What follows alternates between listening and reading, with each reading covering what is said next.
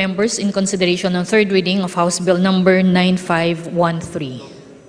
Abalos. Abante. Abunda. Acharon. Asidre. Acop. Adyong. Advincula. Agaraw. Alba. Albano. Almario. Almonte. Alonte. Alvarez Jose. Alvarez Mercedes. Alvarez Pantaleon. Amante. Amatong.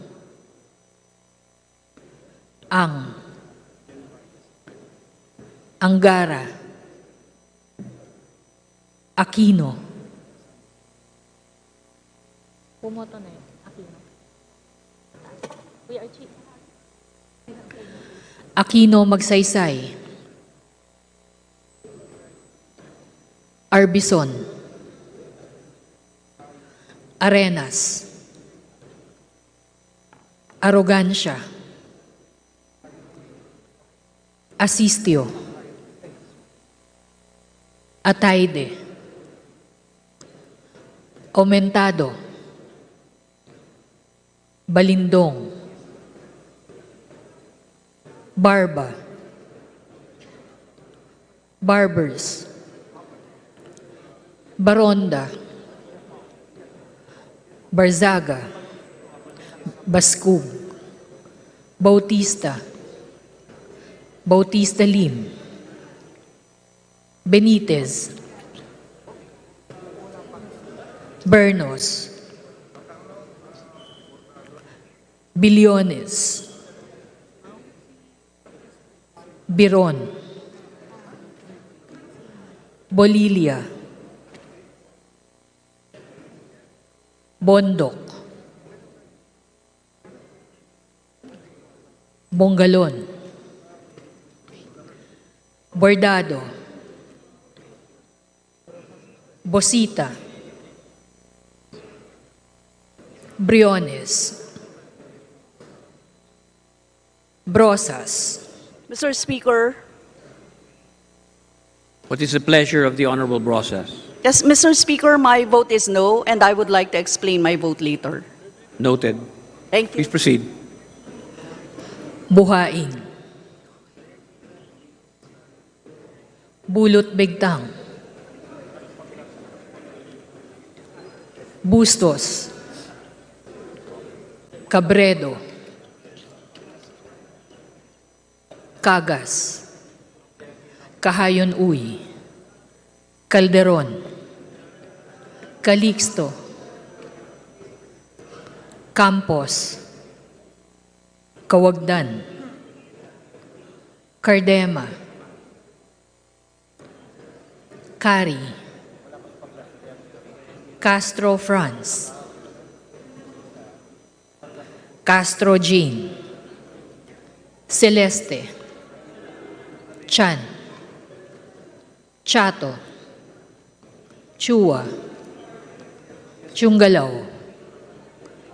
Ko Angelica Natasha. Ko Elizaldi. Ko Pilar. Ko Juanco Jaime Eduardo Mark. Ko Juanco Mark. Colada. Colliantes. Corvera. Cruz Ambrosio. Cruz Ricardo. Cua. Quaresma. Dagoo. Dalipe. Dalog. Dayanghirang. Daza. De Jesus. Divinesia. Defensor. Del Mar. De Los Santos, Dimaporo Muhammad Khalid, Dimaporo Siti Amina, Dionisio, Domingo, Duavit, Duhali, Duterte, D. Faustino Ino, D. Faustino Michael Carlos, D. Ian Paul, Ecleo, Emano, Enverga, Escudero, Espares, Espina, Estrella, Udela, Farinas, Fernandez, Ferrer Antonio, Ferrer Juliet Marie, Flores, Fortes, Frasco, Fresnedi, Fuentebella, Galeos, Garcia Albert, Garcia Dante, Garcia Jose Arturo, Garcia Maria Angela, Garcia Pablo Jan, Garcia Vincent, Guardiola, Garin, Gasataya, Gato, Goed Christopher, Gomar, Goles, Gomez, Gonzaga, Gonzales Aurelio, Gonzales Neptali, Gonzales Sandro, Goriseta, Guico, Gintu, Gulias, Gutierrez, Haresco, Hataman, Hernandez, Herrera, Horibata, Javier, Ko Olga Ara, Ko Ricardo, Ko Wilton, Konghun, Labad-Labad, Lacson, Lacson Noel, Lagman, Lagon Daphne, Lagon Sani, Lara, Lazatin, Lee, Legarda, Libanan, Lim Kay Chong, Loyola, Luistro, Lumayag, Makapagal Arroyo, Maceda, Madrona, Magsino, Malapitan, Mangawang, Manikis, Manuel, Maranyon, Marcoleta, Marcos, Mariano Hernandez, Marinho, Marquez, Martinez, Mastura, Matibag, Matugas, Mendoza, Mercado, Mercado Revilla, Miguel, Momo, Morden, Nava, Nisay, Nograles Juan Fidel Felipe, Nograles Margarita, Nolasco, Owaminal, Olaso, Olivares, Ongjuan, Ordanes, Ortega, Uano Dizon, Padiernos, Paduano, Paglas, Palma, Panaligan, Pancho, Panotes, Pascual, Peña, Pimentel, Plaza, Pleito, Primicia Sagabas, Pumaren, Puno, Kimbo, Rama, Recto, Rehencia, Remulla, Revilla Brian, Revilla Ramon Jolo, Reyes, Rilio, Rivera, Robes, Rodriguez Eulogio, Rodriguez Rufus, Roman, Romero, Romualdez Ferdinand Martin, Romualdez Yeda Marie, Romualdo, Romulo, Roque, Sakdalan, Sagarbaria, Sakaluran, Salceda, Sali, Salimbangon, Salo, Salvame, Santos, Saulug, Silverio, Singson Richelle, Singson Ronald, Singson Mihan, Solon, Suwan, Suwansing Horacio, Suwansing Micaela Angela, Suarez, Talyado, Tamayo, Tambunting, Tan Joseph, Tan Keith Micah, Tan Reynolds Michael, Tan Samir, Tan Stephen James, Tan Tambut, Tan Chay, Tan Watko, Tariela, Teodoro, Teves, Tiangco, Tieng, Tolentino, Tulfo Erwin, Tulfo Jocelyn, Tulfo Ralph Wendell, Tupas, Tutor, T, Umali, Unabia, Ungab, Uy, Valeriano, Valmayor, Vargas, Vargas Alfonso, Velasco, Veloso Tuazon, Vergara, Verzosa, Villa,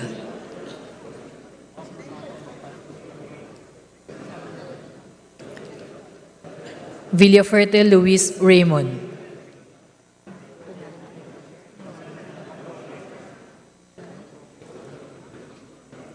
Villafuerte Miguel Luis,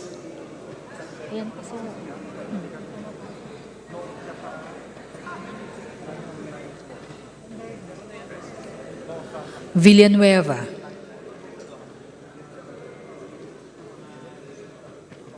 Villar,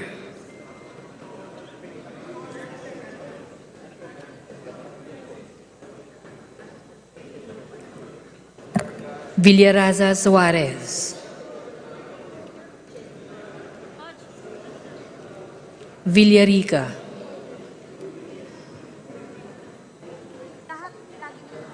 Violago, Yamsuan,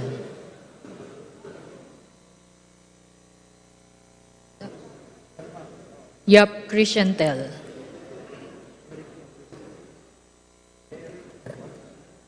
Yap Christopherson, Yap Edvic, Yap Eric, Yu Divina Grace,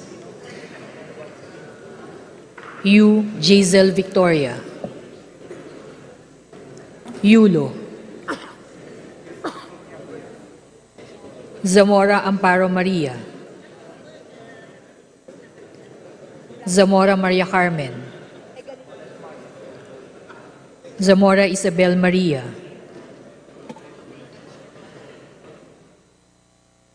Zubiri,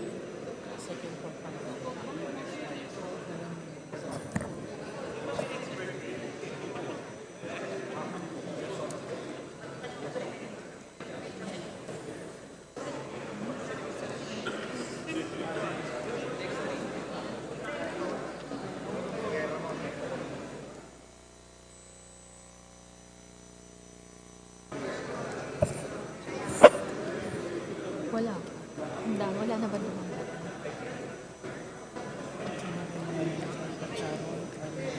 Second call, in consideration on third reading of House Bill number 9513. Acharon.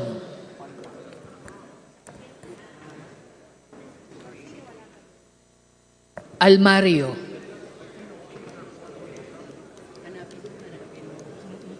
Alonte.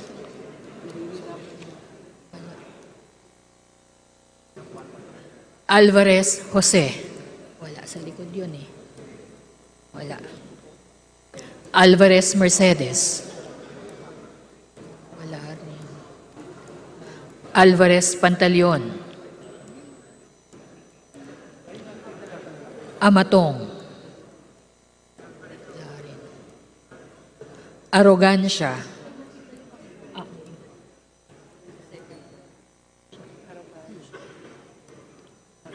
Aumentado. Wala rin. Dito lang yun. Barzaga. Bautista. Wala din. Bautista Lim. Wala din. Biron.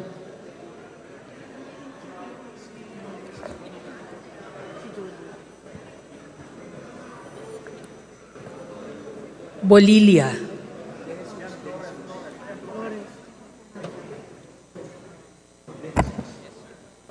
Buhain.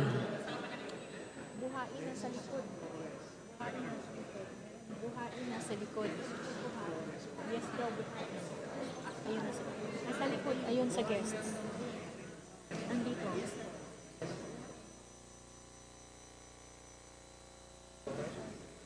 Calderon.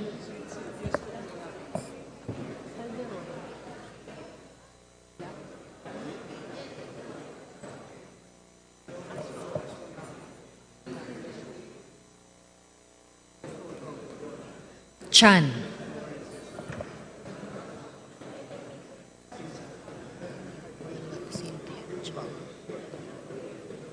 Chato.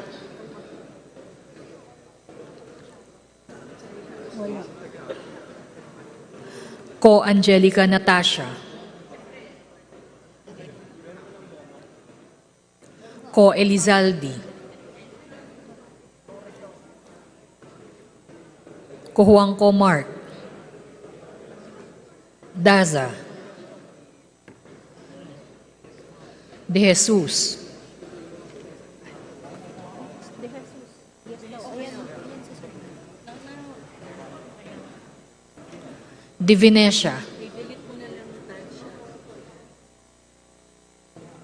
De Los Santos. De Los Santos. Duavit.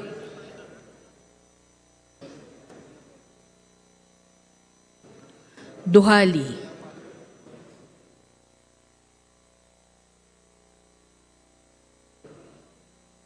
Duterte. Ecleo. Fariñas. Fernandez. Ferrer Juliet Marie. Frasco. Garcia Albert. Garcia Pablo Jan. Gato. Wala din. Wala. Dito lang yun eh. Gomez. Gonzaga. Gonzales Sandro. Herrera. Horibata. Labad-labad. Lagman. Libanan. Liban. Di ba dumaan ka na? Di ba? Hindi ko na Wala. Hindi siya dumaan dito. Di ba? Magsino. Ayan, sino? Mariano Hernandez.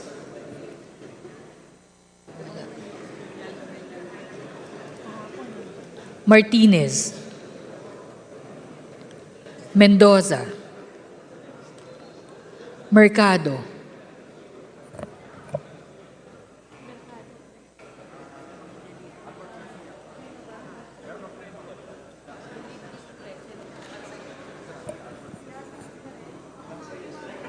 Nisay.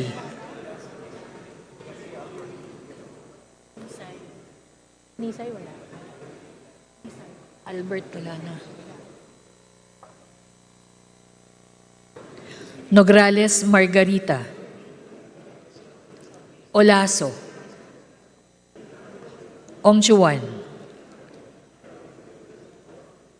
Uano Dizon. Paduano. Pimentel.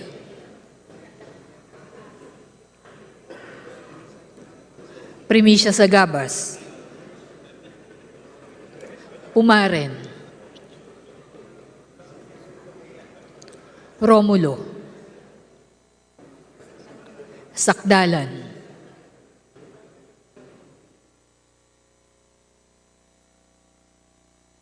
Sakaluran. Salvame. Singson Richelle.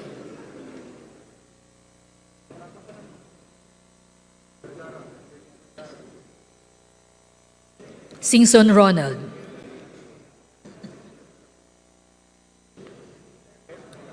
Solon. Tan Keith Maika.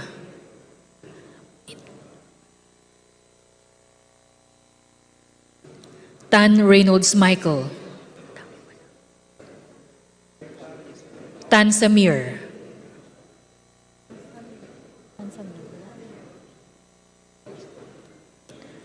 Tan Stephen James.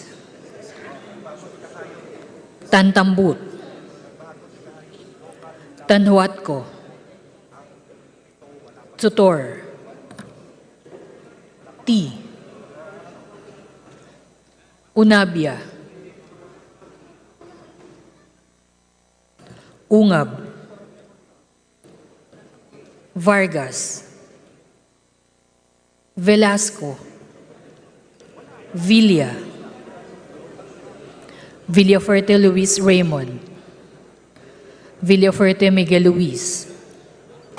Villanueva. Villar. Villaraza Suarez. U. Divina Grace. Zamora Maria Carmen.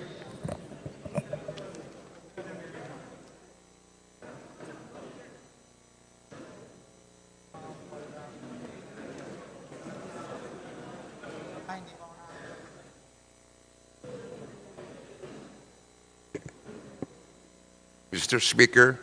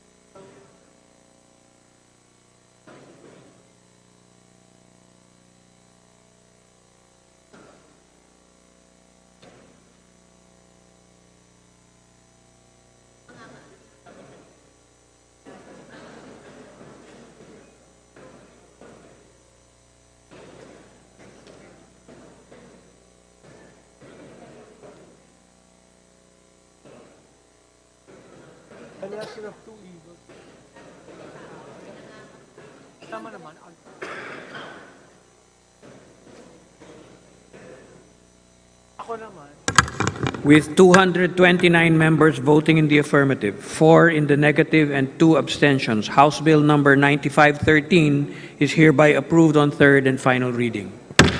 Majority Leader. Mr. Speaker, I move that we recognize Congressman Gabriel Bordado to explain his vote. Mr. Speaker, The Honorable Bordado is recognized, assuming that our colleague, the Honorable Brosas, is amenable to his going ahead. The Honorable Bordado has 3 minutes to explain his vote. yeah, thank you, Mr. Speaker.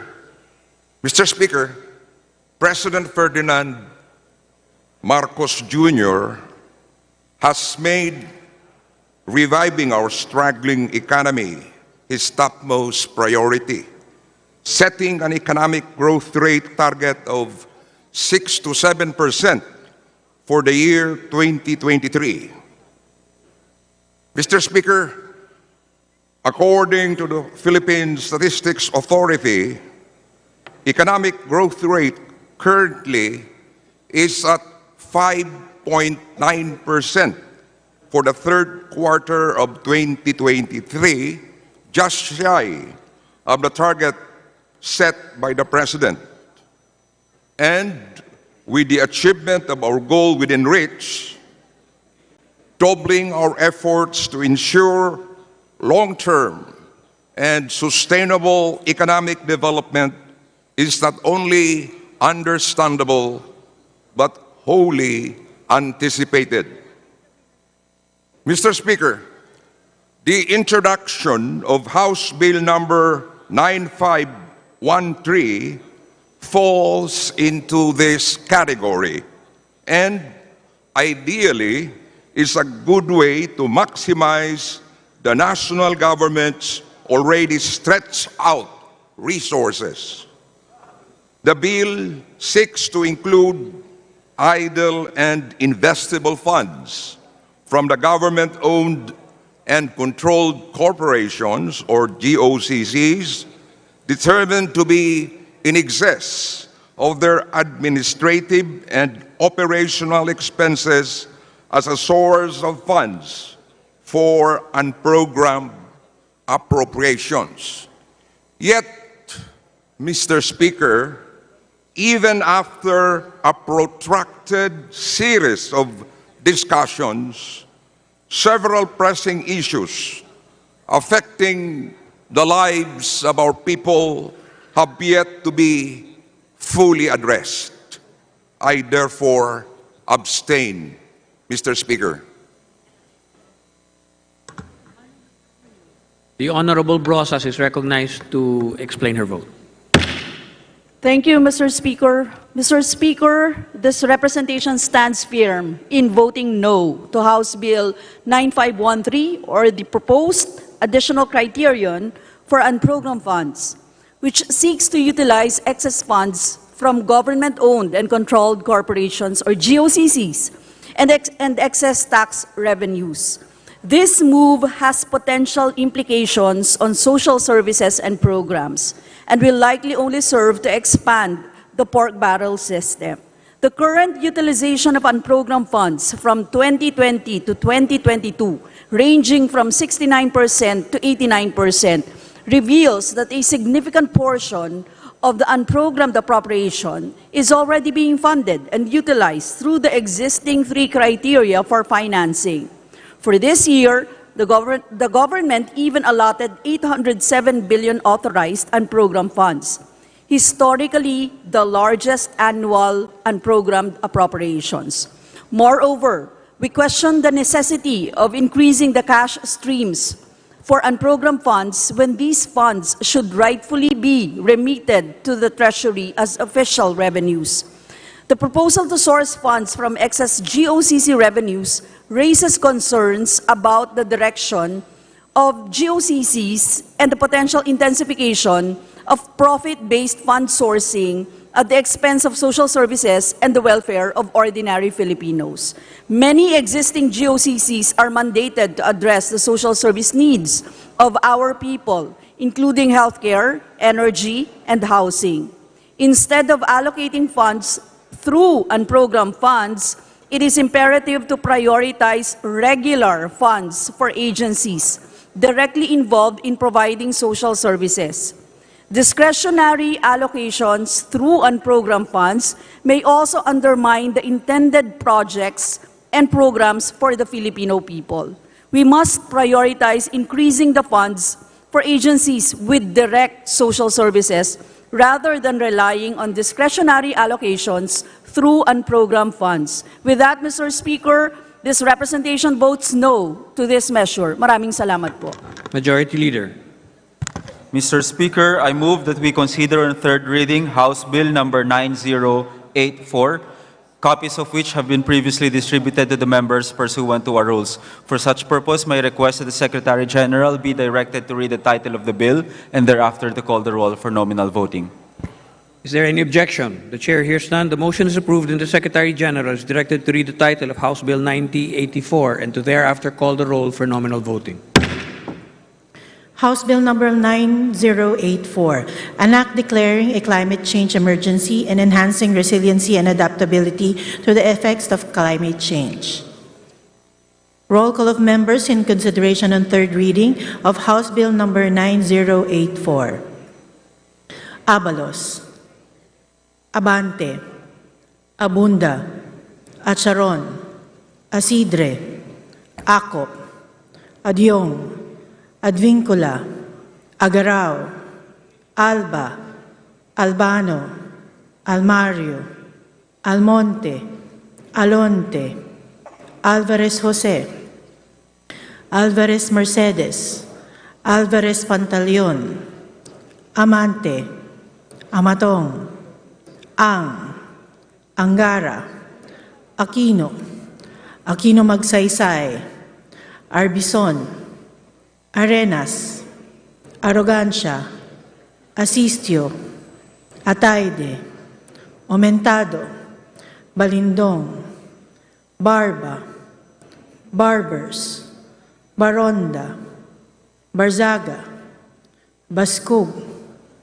Bautista, Bautista Lim, Benitez, Bernos, Billones, Biron, Bolilia, Bondok, Bongalon, Bordado, Bosita, Briones, Brosas, Buhain, Bulutbegtang, Bustos, Cabredo, Cagas, Kahayon Uy, Calderon, Calixto, Campos, Kawagdan, Cardema, Cari, Castro France, Castro Jane, Celeste, Chan, Chato, Chua, Shungalao, Ko Angelica Natasha, Ko Elizaldi, Ko Pilar, Ko Juanco Jaime Eduardo Mark, Ko Juanco Mark, Colada, Collantes, Corvera, Cruz Ambrosio, Cruz Ricardo, Cua, Quaresma, Dagoo, Dalipe, Dalog, Dayanghirang, Daza, De Jesus, De Venecia, Defensor, Del Mar, De Los Santos, Dimaporo Muhammad Khalid, Dimaporo Siti Amina, Dionisio, Domingo, Duavit, Duhali, Duterte, D. Faustino Ino, D. Faustino Michael Carlos, D. Ian Paul, Ecleo, Emano, Enverga, Escudero, Espares, Espina, Estrella, Udela, Fariñas, Fernandez, Ferrer Antonio, Ferrer Juliet Marie, Flores, Fortes, Frasco, Fresnedi, Fuentebella, Galeos, Garcia Albert, Garcia Dante, Garcia Jose Arturo, Garcia Maria Angela, Garcia Pablo John, Garcia Vincent, Guardiola, Garin, Gasataya, Gato, Go Ed Christopher, Go Mark, Goles, Gomez, Gonzaga, Gonzales Aurelio, Gonzales Neptali, Gonzales Sandro, Goriseta, Gico, Gintu, Gulyas, Gutierrez, Haresco, Hataman, Hernandez, Herrera, Horibata, Javier, Co Olga, Co Ricardo, Co Wilton, Konghun,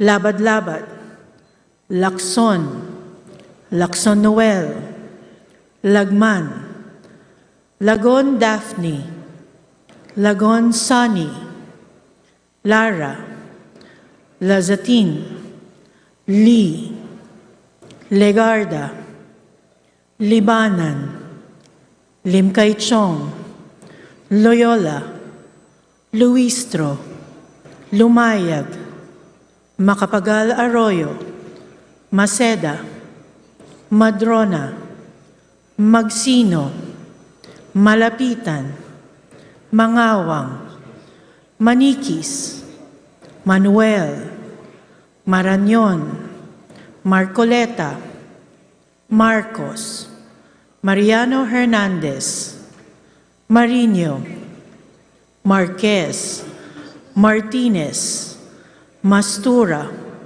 Matibag, Matugas, Mendoza, Mercado, Mercado Revilla, Miguel, Momo, Morden, Nava, Nisay, Nograles Juan Fidel Felipe, Nograles Margarita, Nolasco, Waminal, Olaso, Olivares, Ongchuan, Ordanes, Ortega, Uano Dizon, Padiernos, Paduano, Paglas, Palma, Panaligan, Pancho, Panotes, Pascual, Peña, Pimentel, Plaza, Pleito,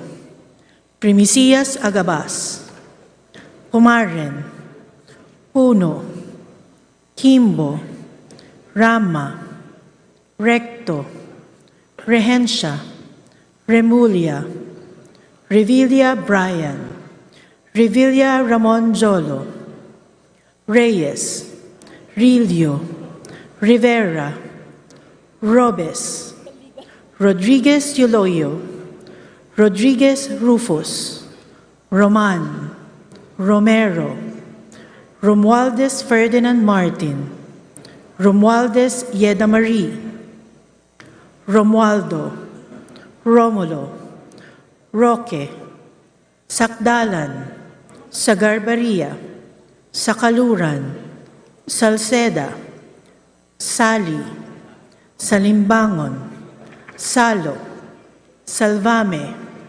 Santos, Saulug, Silverio, Singson Richelle, Singson Ronald, Singson Mihan, Solon, Suwan, Swansing Horacio, Swansing Micaela Angela, Suarez, Talyado, Tamayo, Tambunting, Tan Joseph, Tan Keith Micah, Tan Reynolds Michael, Tan Samyer, Tan Stephen James, Tan Tambut, Tan Chay, Tan Watco, Tariela, Teodoro, Teves, Tiangco, Tieng, Tolentino, Tulfo Erwin, Tulfo Jocelyn, Tulfo Ralph Wendell, Tupas, Tutor, T, Umali, Unabia, Ungab, Uy, Valeriano, Valmayor, Vargas, Vargas Alfonso, Velasco, Veloso Tuazon, Vergara, Versosa, Villa, Villafuerte Luis Raymond, Villafuerte Miguel Luis, Villanueva, Villar, Villarasa Suarez, Villarica, Violago, Yamsuan, Yap Christiantel, Yap Christopherson, Yap Edvic, Yap Eric, U Divina Grace, U Jaisel Victoria, Yulo, Zamora Amparo Maria, Zamora Maria Carmen, Zamora Isabel Maria, Zubiri.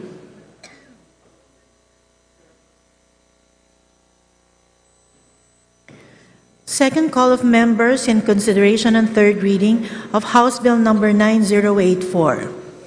Acharon, Almario, Alvarez Jose, Alvarez Mercedes, Alvarez Pantaleon, Amatong, Arrogancia, Barzaga, Bautista, Bautista Lim, Biron, Bolilia, Calderon, Chan, Co Angelica Natasha, Co Elizalde, Co Juanco Mark, De Venecia, De Los Santos, Duavid, Duhali, Duterte, Ecleo, Fariñas, Fernandez, Ferrer Juliet Marie, Frasco, Garcia Pablo John, Gato, Gomez, Gonzaga, Gonzalez Sandro, Horibata, Labad-Labad, Libanan, Mariano Hernandez, Mendoza, Nograles Margarita, Olaso, Oano Dizon, Paduano, Pimentel, Primicia Sagabas, Pumaren,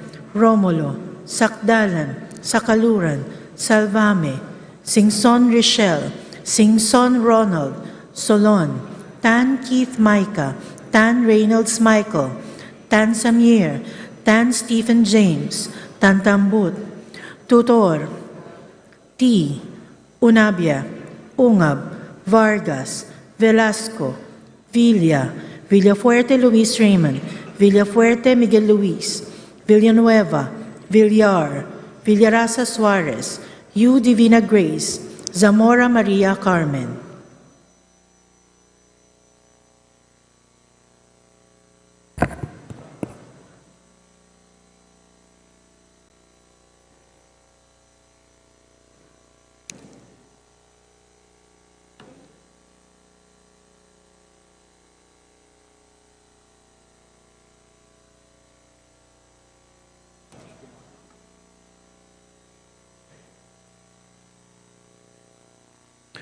With 238 members voting in the affirmative, 0 in the negative, and 0 abstentions, House Bill Number 9084 is hereby approved on third and final reading.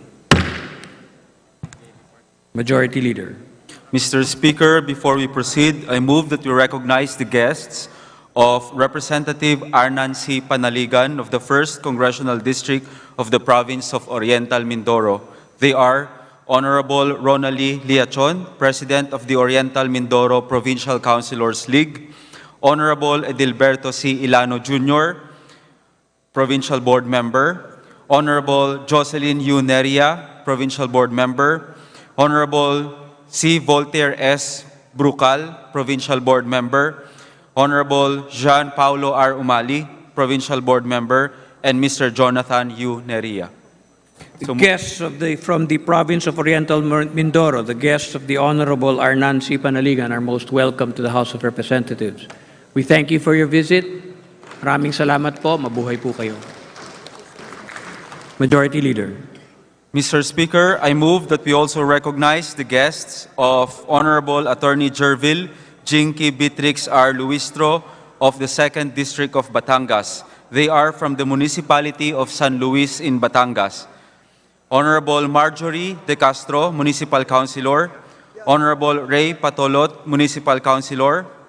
Barangay Captains, Honorable June D. Villanueva, Honorable Francis Lloyd T. Aguzar, Honorable Nolasco Onda, Honorable Ronald Mangubat, Honorable Emilia V. Corrales, Honorable Lorsi C. Balasbas, Honorable Tashano M. Caringal, Honorable Emeterio B. Dimafelix, Honorable Robelito T. Vergara, Honorable Edith M. Vergara, Honorable Herman A. Cortez, Honorable Michelle Carandang, Honorable Victor De Castro, Honorable Roberito Cuerdo, and Honorable Luciano Villanueva, and the following Sangguniang Kabataan Chairman: Honorable Kyla Malabanan, Honorable Ivan Roy Cabezuela. So move, Mr. Speaker. We welcome our guests from the Municipality of San Luis in the District of Batangas, the guests of the Honorable Attorney Jervil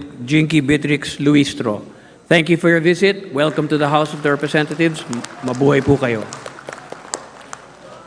Majority Leader. Mr. Speaker, I move that we recognize the guests of the Honorable Dale B. Corvera of the 2nd District of Agusan del Norte, and they are Johnny M. Galbo, Honorable Sulpicio T. Dedumo, and Criselda Aparece. So move, Mr. Speaker. We welcome the guests of the Honorable Dale B. Corvera from the Municipality of Santiago, Province of Agusan del Norte, and DENR Senro Tubay. Welcome to the House of Representatives. Thank you for your visit. Mabuhay po kayo. Maraming salamat.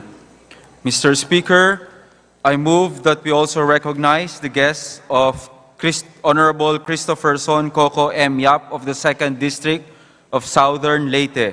They are Catalino A.Y. Soledad II, Maria Lucia Tago Bantug, and Mr. Nino J. Telio Rosios.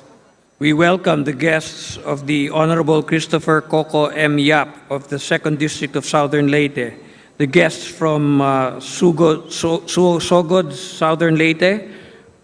Thank you for your visit. Welcome to the House of Representatives. Mabuhay po kayo. Majority Leader.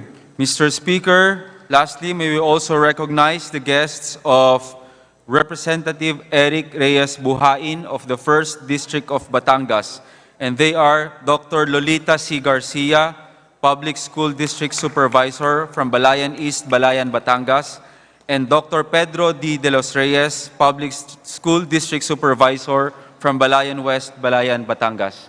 We welcome the head teachers of the different elementary and secondary schools of Balayan, Batangas, the guests of the Honorable Eric Reyes Buhain. Thank you very much for your visit. Welcome to the House of Representatives. Mabuhay po kayo. Majority Leader. Mr. Speaker, I move that we take up bills under the business for the day. Is there any objection? The Chair hears none. The motion is approved. Majority Leader. Mr. Speaker, I move that we consider House Bill number 9506 as contained under Committee Report 850, and for this purpose, may we request that the Secretariat be directed to read the title of the said measure. Is there any objection? The Chair hears none. The motion is approved, and the Secretary General is directed to read the title of House Bill 9506. House Bill 9506, an act establishing a rental housing subsidy program for informal settler families and appropriating funds therefore. Majority Leader. Mr. Speaker, I move that we open the period of sponsorship and debate. Is there any objection? The Chair hears none. The period of sponsorship and debate is hereby open. Majority Leader. Mr. Speaker, may we request that we recognize the Chair of the Committee on Housing and Urban Development, Representative Francisco Kiko Benitez of the 3rd District of Negros Occidental, to sponsor the measure. Is there any objection? The Chair hears none. The Honorable Francisco Kiko Benitez of the 3rd District of Negros Occidental is recognized to sponsor the measure. Thank you. Mr. Speaker, dear colleagues, it is the pleasure of this representation to present for the consideration of this august chamber Committee Report 850 containing the text of House Bill number 9506, which establishes a rental housing subsidy program for informal settler families. This measure is a consolidation of 19 bills with more than 140 co-authors, and this, Mr. Speaker, the number of bills of the same subject is a clear indication of the clamor to provide financial assistance to informal settler families and enable them to access formal housing, primarily urban poor families affected by the implementation of government infrastructure projects and displaced due to natural and man-made disasters. This bill has already been approved on third reading in the 18th Congress after long debate and deliberations on this floor. Under this bill, subsidy will be provided to qualified families to cover full or partial cost of rent for temporary housing until their transfer to a permanent resettlement site provided by the government. This bill also guarantees that qualified families will continue to receive such subsidy if and when the construction of permanent resettlement is delayed. We understand, Mr. Speaker, that providing rental subsidy is an interim or transitional stopgap measure, but this program addresses the uncertainty experienced by families affected by potential demolition or eviction due to government projects. The intent of the program should not be misconstrued, Mr. Speaker. Let me be absolutely clear for the record, this measure does not motivate eviction and demolition of informal settlements and of their families. But in instances where eviction or demolition is inevitable, for example, for public safety, such as in areas where high disaster risk from geological hazards, there should be a social safety net for the affected families. Poor families who cannot afford to obtain housing loans, for example, should have the option to temporarily rent a housing unit until they are permanently resettled in a public housing project or until they have developed the financial capacity to acquire home ownership in the formal housing market themselves. This subsidy program essentially follows a graduated approach, which begins with cash assistance for housing rents and ends with the award of permanent housing units in a public housing project.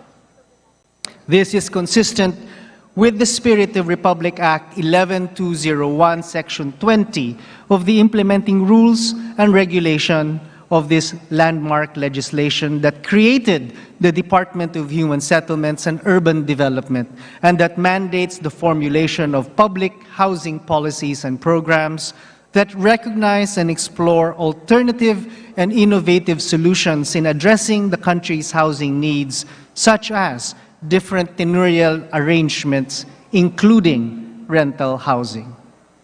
Mr. Speaker, House Bill number 9506 is aligned with the Philippine Development Plan 2023 to 2028, which identifies rental subsidy as one of the administration's priority legislation.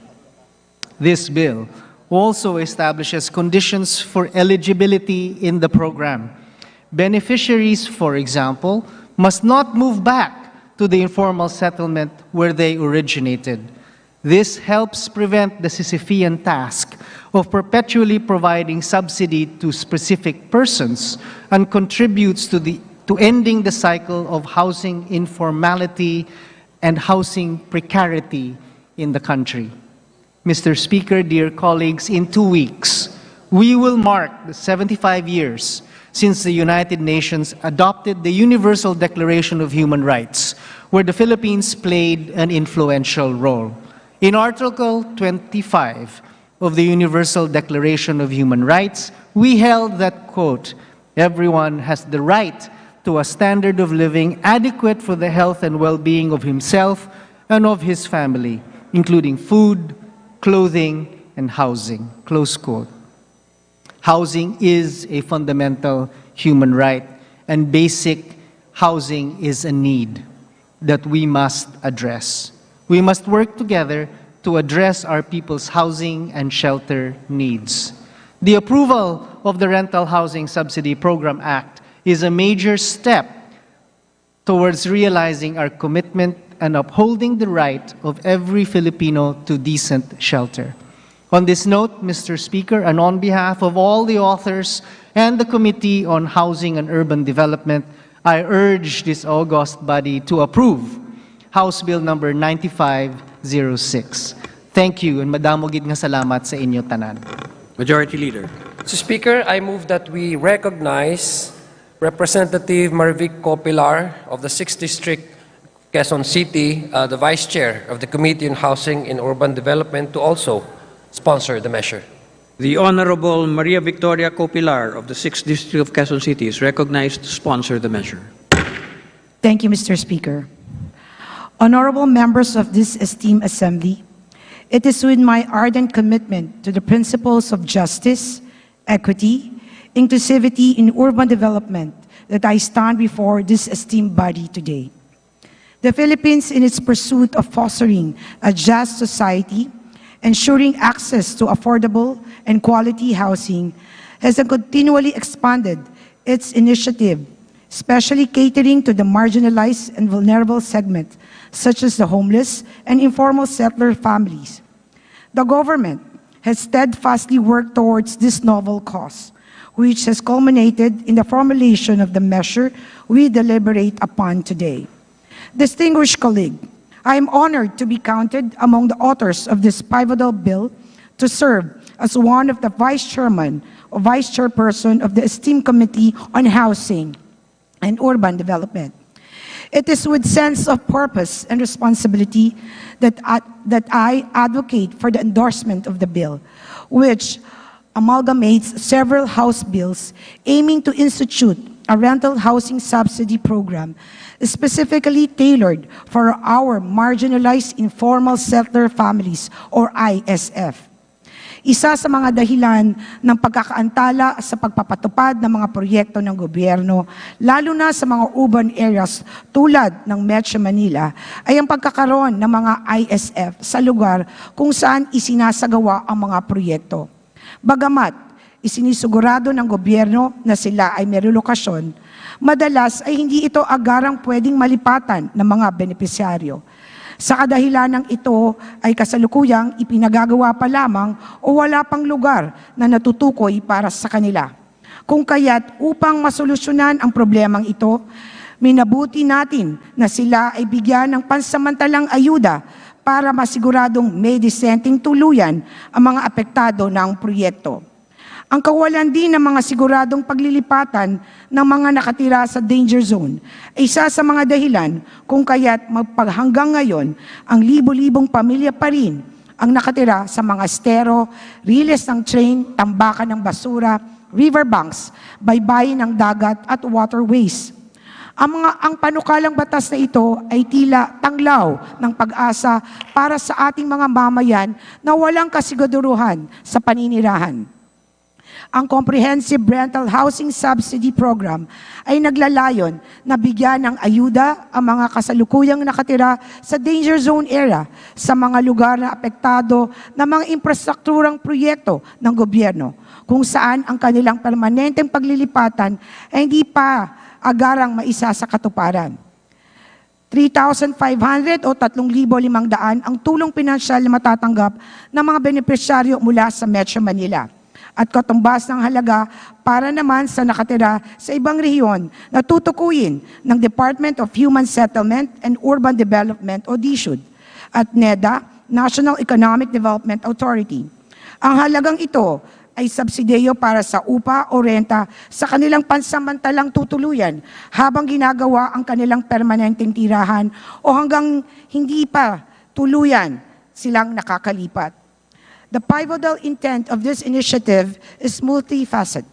Beyond mere financial support, this program endeavors to persuade informal settlers' family from returning or settling in hazardous area they previously inhabited. It creates a compelling obligation for them to relocate to safer environs, thereby mitigating the risks and vulnerabilities they face on their daily basis. In accordance with the aforementioned, I implore and earnestly seek the esteemed support and endorsement of this august body for the passage of this crucial bill. May this implementation be a testimony to our unwavering commitment to social justice, equity, inclusive urban development. Thank you. Majority Leader. Mr. Speaker, to avail of the interpellation, may I move that we recognize the representative of the Gabriela party list, Representative Arlene Brosas. The lady from the party list, Gabriela, the Honorable Arlene D. Brosas, is recognized to interpellate the sponsor. Thank you, Mr. Speaker. Mr. Speaker, will the good sponsor yield to a few questions, Mr. Speaker? Mr. Speaker, with pleasure, as usual. Thank you. Mr. Speaker, sa mga katanungan po,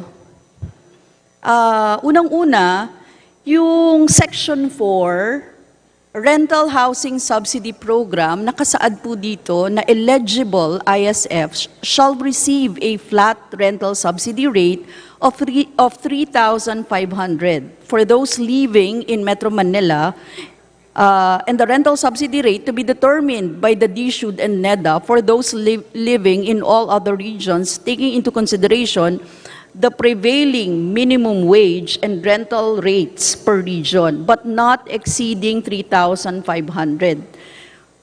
Gusto po nating linawin kung ang rental subsidy rate na nakasaad ay paano ba yung forma nito ibibigay, Mr. Speaker? Buwan-buwan ba ito ibibigay? Isang bagsakan para sa isang taon? Ano ang itsura nito, Mr. Speaker? Kasi I'm sure may operationalization kayong naiisip dahil ginagawa nating batas, no, Mr. Speaker. So, paano ang operationalization nito, Mr. Speaker?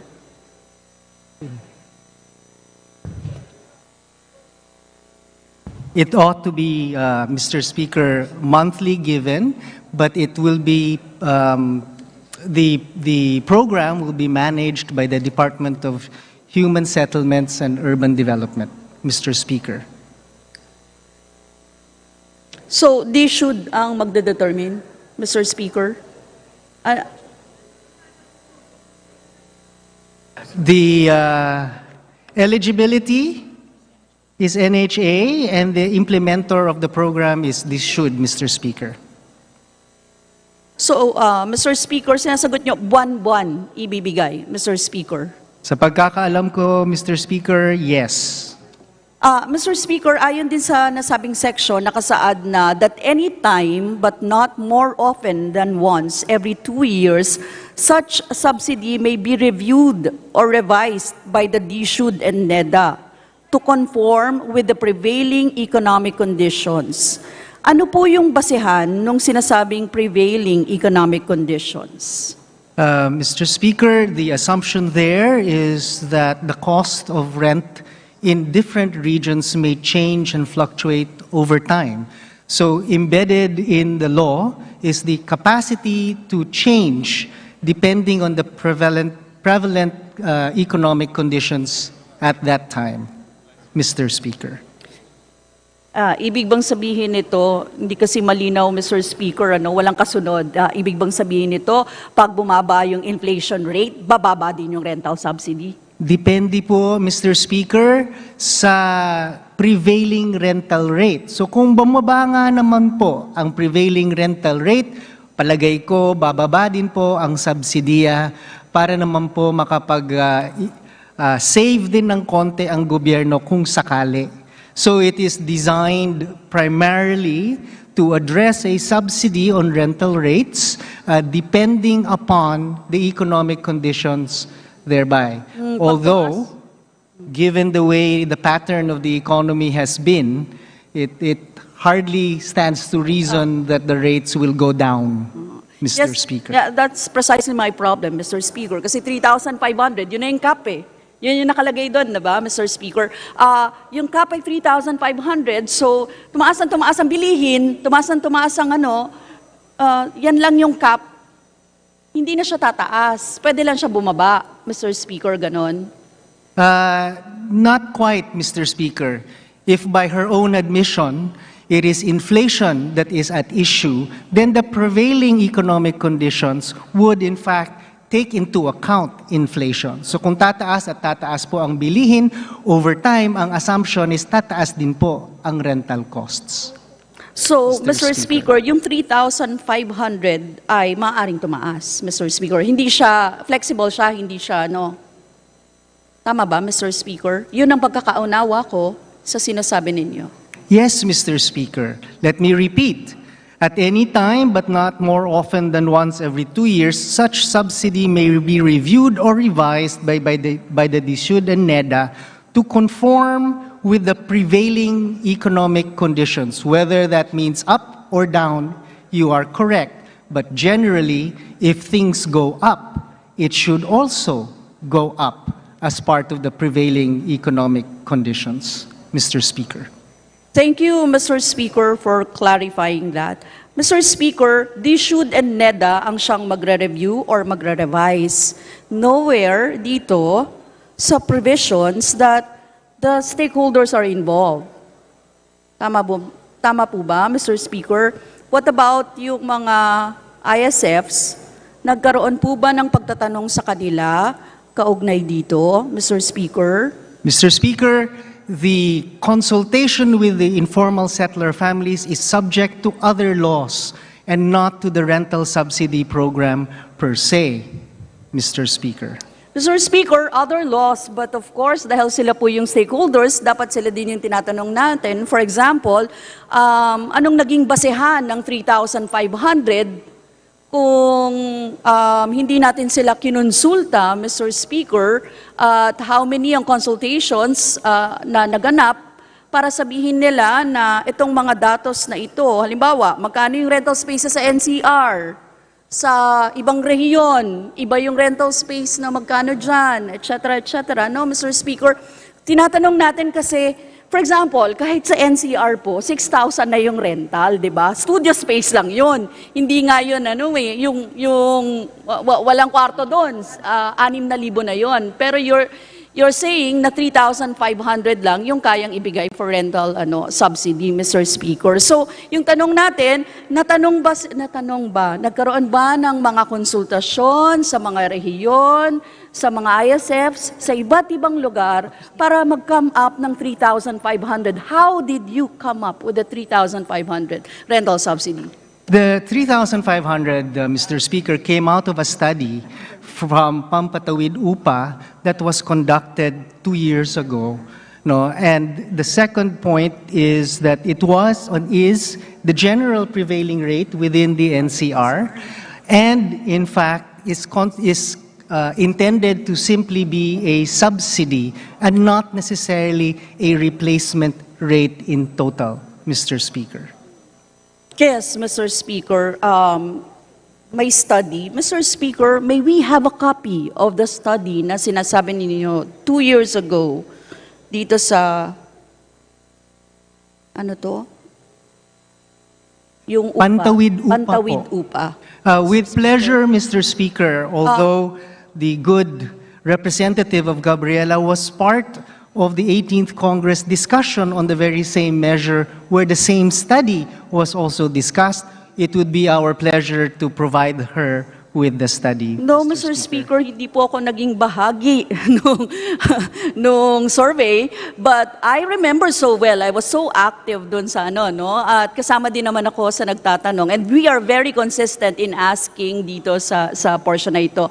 That is why, okay naman tayo na may subsidy, but essentially, ang gusto nating itanong dito, nagka-clarify tayo ng mga questions dito kasi mahalaga na malaman ng mga ISFs kung ano ang papasukin nila kapag ito ay naging batas, Mr. Speaker. We do not want them, katulad nga ng sinasabi ninyo, igagaranti ba nito na hindi sila mapapaalis sa kanilang mga lugar hanggat wala silang ibang titirhan? Would it be enough for them to have this subsidy para mabuhay? Baka nga ang problema pa nila dahil isang kahig, isang tuka sila, hindi nila kakayanin talaga na malipat sa ibang lugar na wala din silang magiging trabaho. At maghahanap pa sila lalo ng poproblemahin, Mr. Speaker. Ano? Anyway, Mr. Speaker, yun lang yung tanong ko, the basis of the 3,500. So you're saying na ito naman ay regular sa NCR at batay ito sa study ng Pantawid Upa. So sino po yung Pantawid Upa? Na anong composition nito, Mr. Speaker? Yung study po is from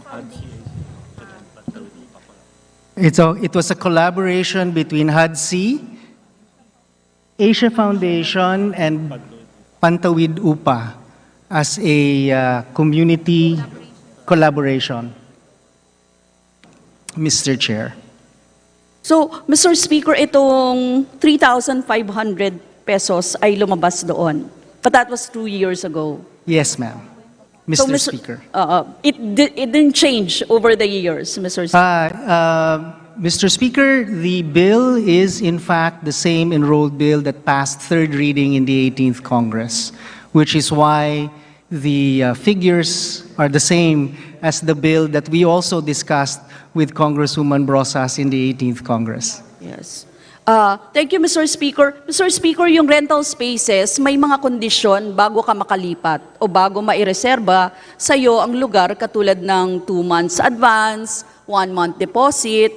Paano po ito ma-address ng rental subsidy kung ito ay kulang pa na pambayad para sa isang buwan na renta, Mr. Speaker?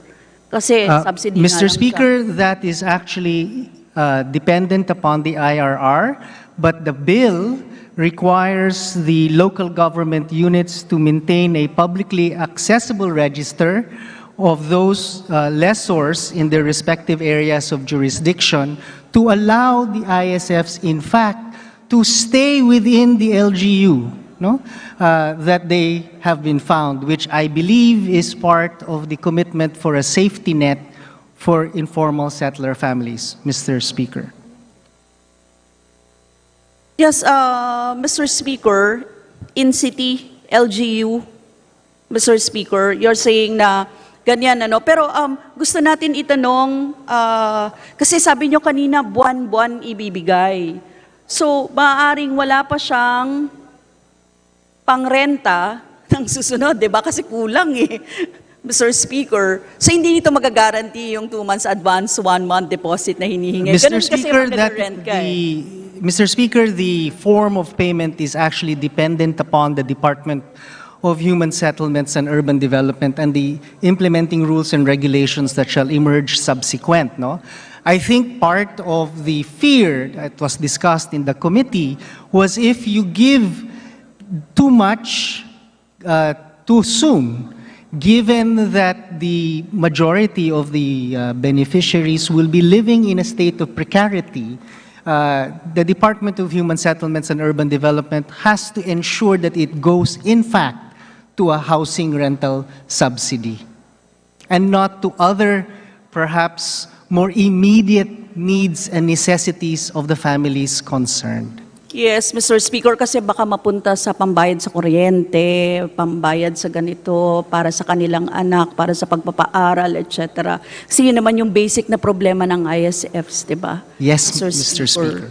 So, Mr. Speaker, kaya ko po tinatanong, kasi syempre ililinaw lang naman natin, ano, kailangan itanong natin kung ano yung paano ba talaga ito sa operationalization eh. Halimbawa, kung ikaw ay ISF na walang-wala na, hindi ka rin makaka-avail nito, may category na ano. Kasi kung kulang pa siya para sa pangrenta, let's say kukuha ko nito, di ba? Kulang pa siya sa pangrenta, kulang pa siya sa pangkain. Pangrenta pa kaya yung poproblemahin niya, Mr. Speaker.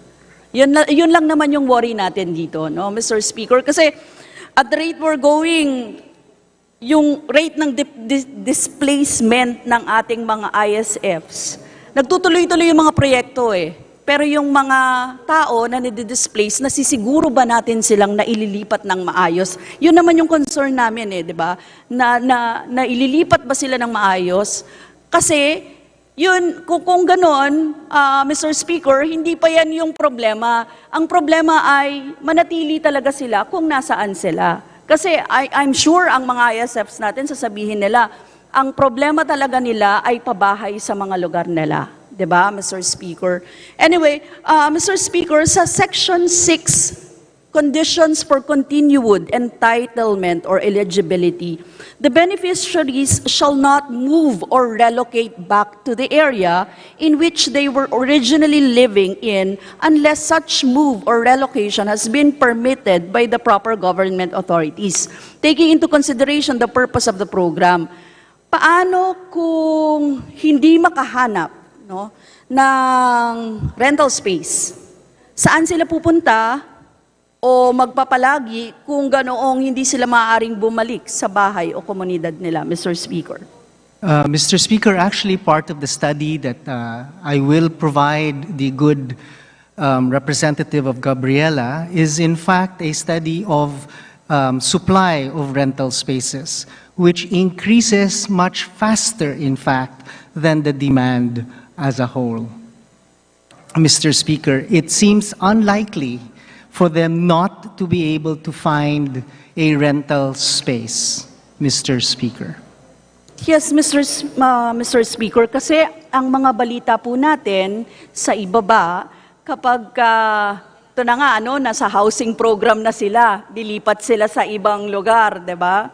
Nag-avail sila ng housing program, bumabalik pa sila. Ito pa kaya na rental subsidy yung ibibigay, tapos may i-ensure na hindi sila makakabalik sa lugar nila, paano kung hindi sila makakuha ng rerentahan? Yun po yung tanong. Mr. Speaker, I feel that the scenario where they cannot find a rental site, I think is unlikely. No? In fact, the premise of the bill is that those who are eligible for the rental subsidy program is, number one, those who are in fact in danger zones, as defined as those living along esteros, garbage dump, riverbanks, shorelines, and waterways, as defined in the Section 3E of Republic Act number 11201, otherwise known as the Department of Human Settlements and Urban Development Act. So it assumes that they should not, in fact, be living in those areas. And this is to provide them with rental subsidy until such time as their more permanent relocation sites are finished and they can properly transfer to more permanent public housing units, Mr. Speaker. Thank you, Mr. Speaker, for clarifying that. Again, babalik din ako dun sa argumento ko na yung pinakamahihirap naman talaga yung mga nagstay dyan eh. Usually talaga yan yung mga informal work, yung kanilang at magkano lang ang kanilang kinakaya para sa araw-araw. Kaya hindi malayo din na ang mangyari ay gamitin sa ibang ang pera na ganun po, no? Or di kaya ang katangian is lumipat sa lugar na may extension kayo ng iba't ibang family at magsiksikan. Ganun ang itsura. So parang naiintindihan ko na panandalian lang ito, Mr. Speaker, pero kapag hindi natin inayos yung housing problem talaga natin, yung housing backlog talaga natin, yung mga basic, crucial na mga issues sa usapin ng pabahay para sa ating mga mamamayan, hindi rin natin to magagamit. So, or baka ma-misuse pa. Yun, parang ganon, Mr. Speaker? Kaya tayo nag-worry ng sinasabi nito, na hindi pwedeng stopgap lang tayo, pero hindi naman natin inaasikaso, no, yung pabahay para sa mga maralita talaga. So, parang we cannot solve itong problema kung ang tinututukan natin ay magbigay lang ng konti or konsuelo for the people. Yun, Mr. Speaker, kaya tinatanong natin ito na it won't solve kung ano yung, lalo na sa mga lugar na ito na binanggit ninyo, ang danger zones, yung mahanap buhay talaga nila, hindi talaga yun kakayanin. Kahit pa idagdag mo yung 3,500, papangkain din nila yun kasi yun yung kulang sa kanila. 'Di ba, Mr. Speaker? Kahit naman sa Luzon, Visayas, Mindanao, ganyan ang itsura. Ang mga informal settlers natin ay talagang hirap na hirap, Mr. Speaker. Mr. Speaker, I am not certain if there was a question in Yes, Mr. statement of Speaker. Sinabi ko lang ang tanong ko kasi kanina ay saan sila pupunta at lalagi kung hindi na sila maaaring bumalik sa bahay nila dahil binigyan na sila ng pang-rental subsidy. Di ba ganun yung... Yes, ma'am. Oo, yun ang precondition. Mr. Speaker, the precondition is that they cannot go back to the location that they were originally, so that they can in fact find ideally more secure and less precarious rental situations until such time as their permanent housing is provided for them. The good representative of Gabriela is correct. This measure is not sufficient to address the entirety of the housing problem. However, Section 4 does say that the rental subsidy shall be granted to eligible beneficiaries until the date of completion of the permanent housing project intended for them or upon their actual transfer to the permanent housing project, whichever comes first. And that the agency implementing the permanent housing project shall bear the cost of any extended rental subsidy should the project be delayed in its completion. So it is true that this measure is not sufficient to answer the entirety of our housing backlog issues. However, it makes a space that pressures the implementing agencies for our housing programs to ensure that they provide permanent public housing units in as timely a manner as possible, Mr. Speaker. Again, Mr. Speaker, ang tanong po natin dyan, at the rate we're going, kamusta naman po ang NHA sa pagbibigay ng housing projects para sa ating mga maralita, no? Kamusta po ang pondo, no, budget ng ating National Housing Authority and of course ang ating DSUD para sabihin natin na we can provide, no, for all ISFs na madi-displace, no, para dito. Hindi ko po kina-question yung rental subsidy. Ang question ko talaga ay paano ma-ensure kung ngayon pa nga lang we have questions on that, 'di ba? Hindi nga na po provide, Mr. Speaker, 'di ba? Sa katotohanan, pag tinanong mo sa baba, may mga problema tayo sa even sa mga areas na na-provide na katulad ng tubig, kuryente, services, social services, may mga problema tayo sa mga inilipat sa iba't ibang lugar.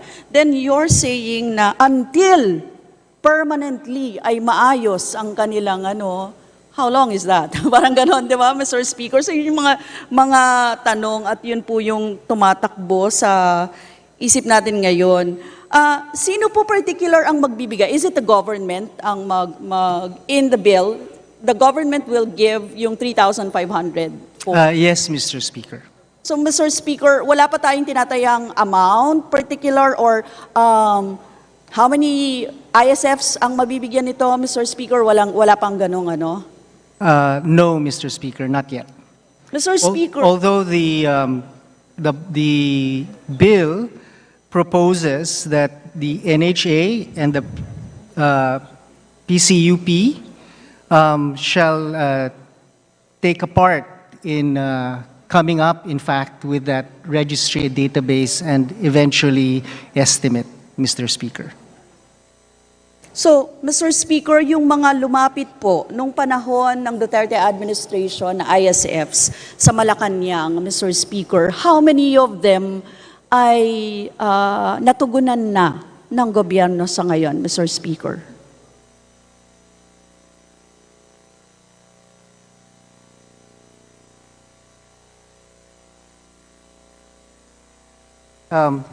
let me just confer, Mr. Speaker, and I will respond.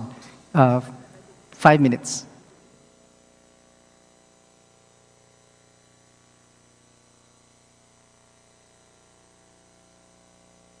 Session suspended.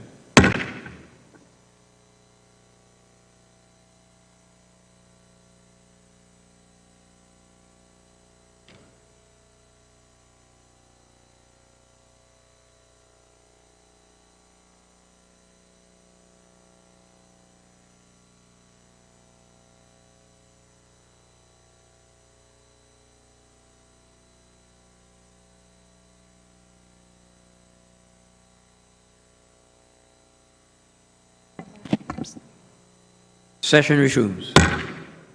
Tama ba to?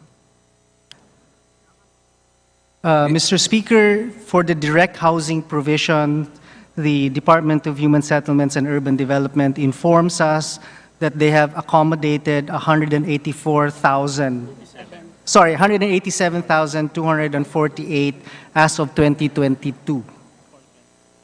For 2022. Mr. Speaker, Sorry, and for the first semester of 2023, an additional 64,440. 64,000, Mr. Speaker. 440 in the first semester of 2023. Mr. Speaker, data ito ng DSUD. Yes, Mr. Speaker. Mr. Speaker, sila ngayon ay na-accommodate at nagbabayad, Mr. Speaker, sa housing program ng gobyerno. Mr. Speaker, I believe sila na-accommodate. Di ko lang alam kung silang lahat ay nagbabayad, Mr. Speaker. Mr. Speaker, ano ba ang rate ng pagbabayad natin sa mga housing program sa gobyerno, Mr. Speaker? Mr. Speaker, depende po sa ahensya. Sa NHA ho, malait at mababa ang rate ng pagbabayad, Mr. Speaker.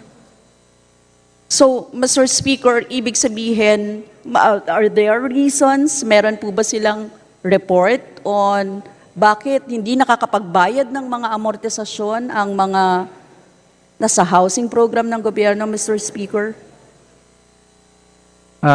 Wala pa po ang NHA sa ngayon na malinaw na report nang galing po sa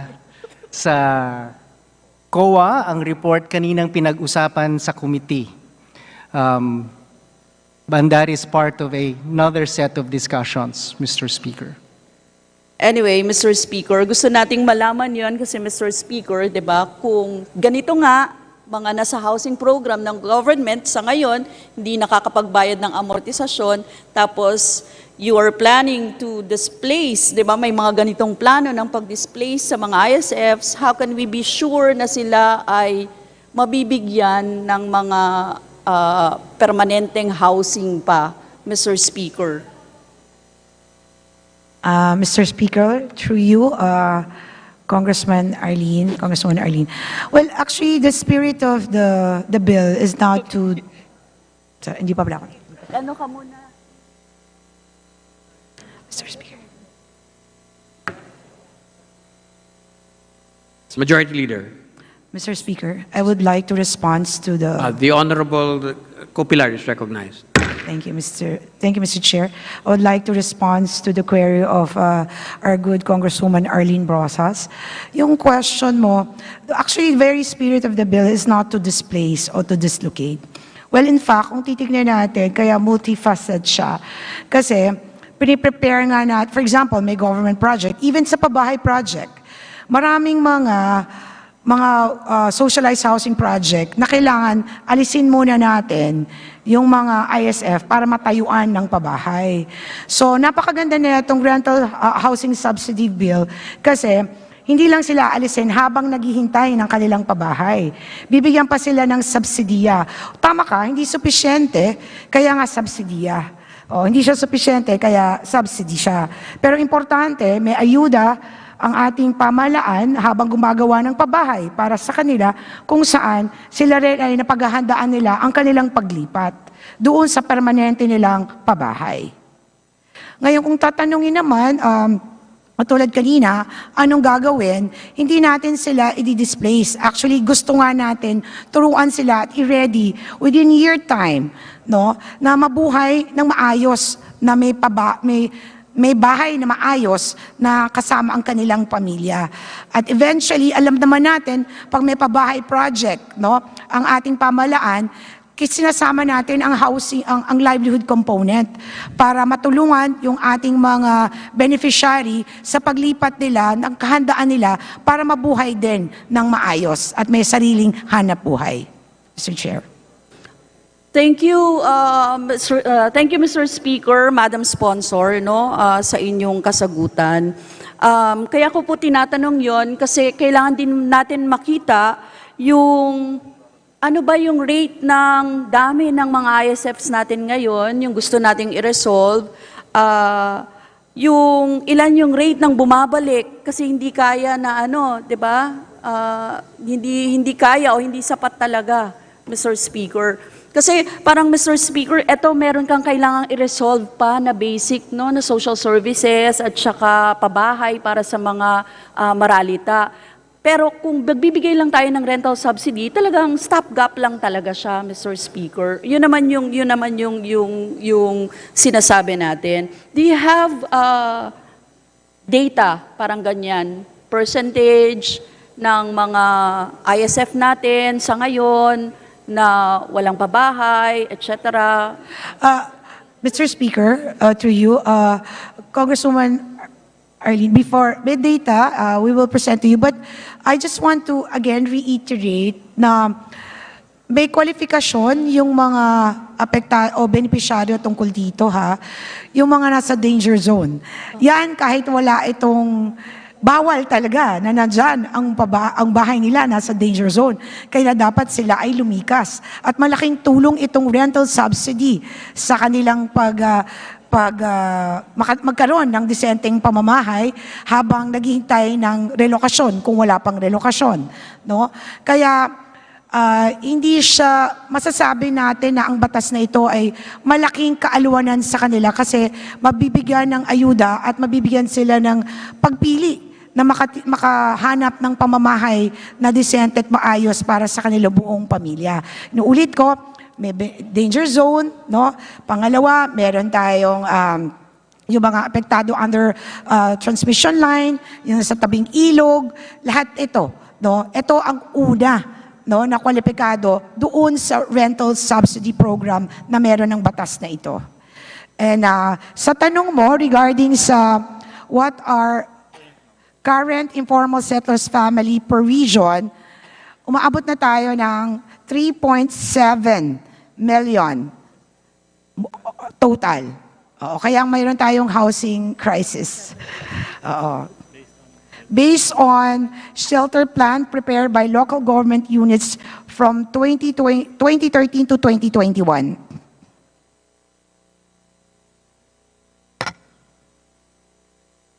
Yes, thank you, Mr. Speaker, Madam Sponsor. Madam Sponsor, sinabi nyo na 3.7 million, malaki-laki po yun, ano? Siyempre, kung titingnan ko, from the point of view ng mawawala doon sa kanyang lugar, kahit pa sabihin ninyo na danger zone areas yan, and I'm sure kaya lang naman naalisin sa mga lugar na iyon ay dahil maaaring may proyekto na itatayo. Bakit ka magtatayo ng proyekto dun sa mga danger zone areas in the first place, di ba? Parang, at papaalisin mo yung mga nakatira doon. Or maaaring magtatayo ng housing, hindi nga papayagan na magtayo ng housing sa mga danger zone areas. So ano ang mangyayari doon?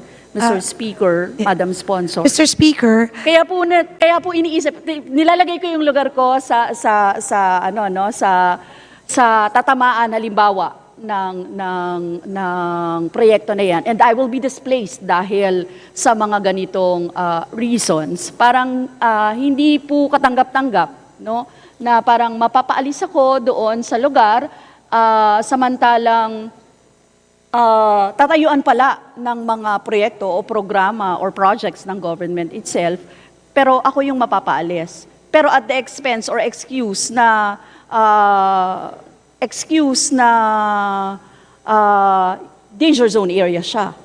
Yeah. Yun. And bibigyan na lang ako ng rental subsidy para mag-rent na lang ako sa iba and magpatuloy na mag-rent dahil gagamitin yung lupa or yung lugar kung saan ako nakatira for now. Yes. Then I would choose na manatili ako sa lugar na yon, Mr. Speaker, Madam Sponsor. Mr. Speaker, of course, dun sa mga danger areas like sa mga estero, ang itatayong project dun ay flood control, yung mga retaining wall, yung mga riprap. Ang dami-daming ngayong nakatira ng ISF sa ibabaw ng estero. Yan ay napakadelikado sa kanilang buhay at sa buong pamilya nila. Kaya isa sa tinutukoy ng rental subsidy program na ito ay yung mga katulad ng ating nabanggit na yung mga nakatira sa estero, yung mga nasa riverbanks. Yan yung dapat na unang tinutulungan ng rental subsidy program na ito.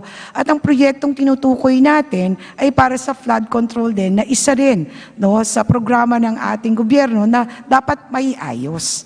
So malinaw naman na sinasabi ng batas na yung mga nasa danger areas. At ano yung mga proyekto? Of course, hindi pwede pabahay dahil danger area nga. Kaya dapat ayusin yung mga flood control o mitigating projects for flood control. Thank you, Mr. Speaker, Madam Sponsor, kaugnay sa sinabi ninyo.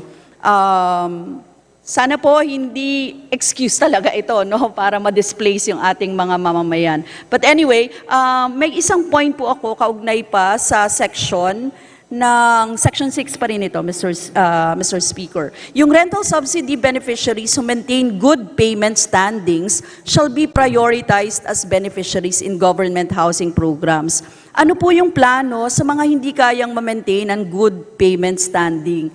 Kasi ngayon, tinanong ko nga kanina kung nagbabayad, ang sabi nga sa atin kanina, hindi nga makabayad yung ilang porsyento sa, di ba, housing program. So, Mr. Speaker, ito, maintain good payment standing shall be prioritized. Lalo na sa mga individual at pamilya na hindi kakasya yung kanilang kakarampot na sahod para sa kanilang pang-araw-araw na gastusin, hindi na nga sila makapag-maintain ng good payment standing, hindi pa sila mapapasama bilang benepisyaryo ng rental subsidy. Ano po yung gagawin para sa mga individual at mga pamilyang ito, Mr. Speaker?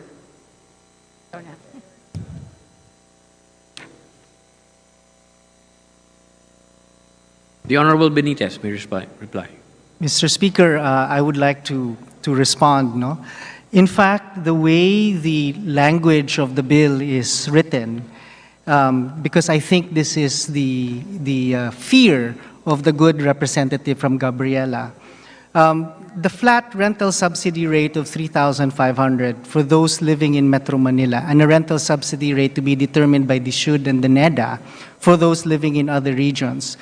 Even though it is assumed to be flat as a rental subsidy, in fact, if the ISF is able to find a 3,500 peso, it can be equivalent to the entirety of the rent, so long as it doesn't exceed 3,500. That is why it says that the beneficiaries shall pay to the lessor that portion of the rental fee not covered by the subsidy. So should the subsidy cover the entirety of the rental, then there is no need for the beneficiary to pay more.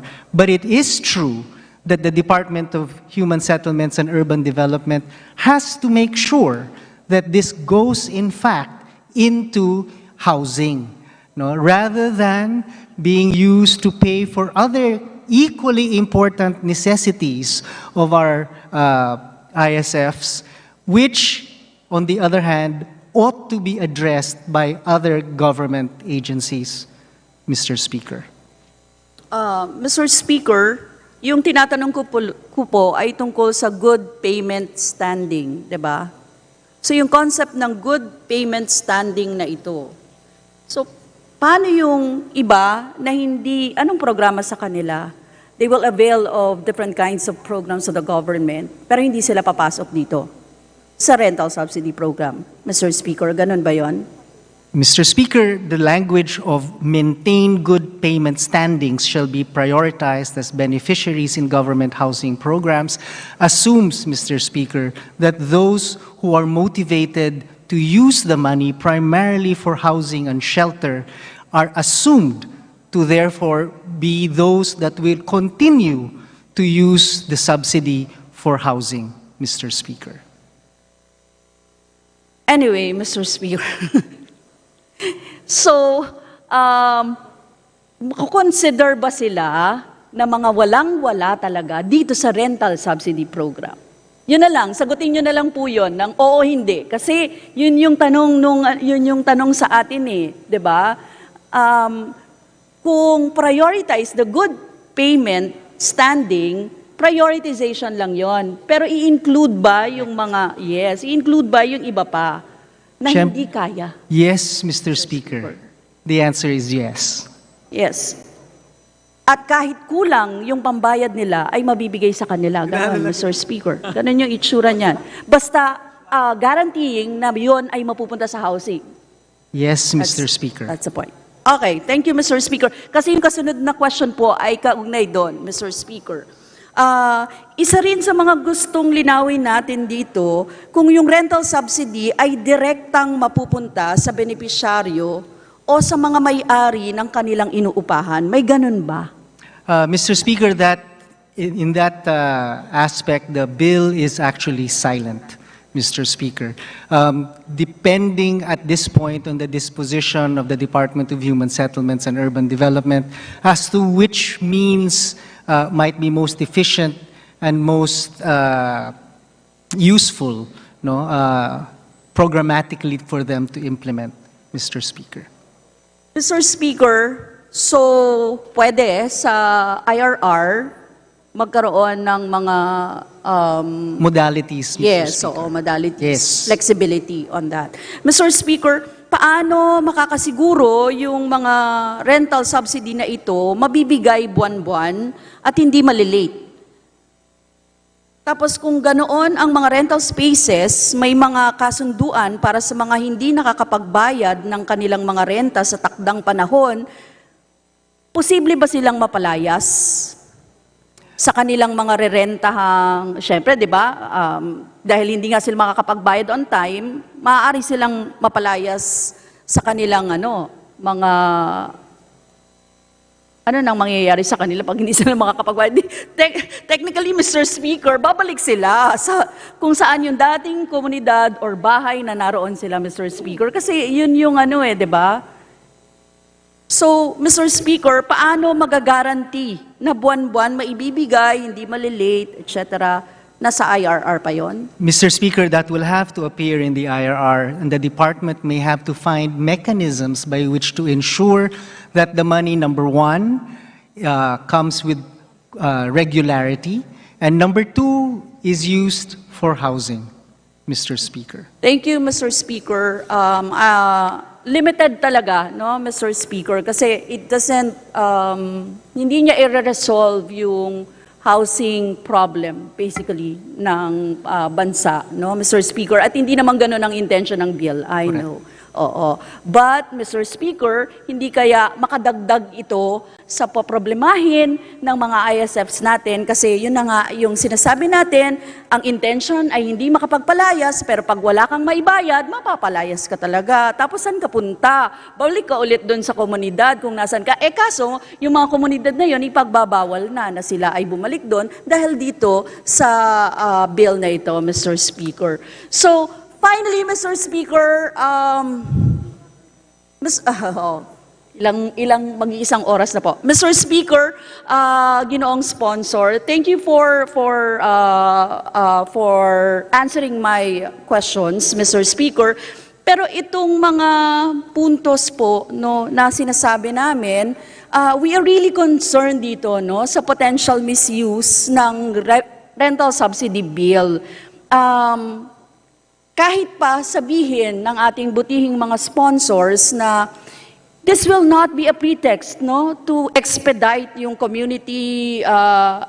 Ayaw natin na maging pretext ito, no, na ma-expedite yung mga community demolition processes, etc. Ayaw natin na lalo pang ma-demolish yung mga mamamayan natin sa ganitong paraan. Kasi, di ba, ang mga issue ng tumanggap ka na ng rental subsidy, so therefore, you agree na umalis na dito, and when they agreed with that, etc., tapos hindi na sila makakabalik ulit, di mas marami o mas marami pang mga mahihirap ang maapektuhan nito, Mr. Speaker. So, while the intent may be to provide housing support, there's a legitimate worry talaga that this initiative could pave the way para mas lalo silang ma-displace under the guise of assistance. Yun, Mr. Speaker, ang aming worry dito. And that's the last of my, yun po ang huli ng aking interpellasyon. Maraming salamat, Mr. Speaker. Maraming salamat po sa ating good sponsor. Thank you. Thank you to the Honorable Brosas. Majority Leader. Mr. Speaker, I move that we recognize Representative Stella Kimbo, the 2nd District of Marikina, for her interpellation. The Honorable Stella Kimbo is recognized for her interpellation.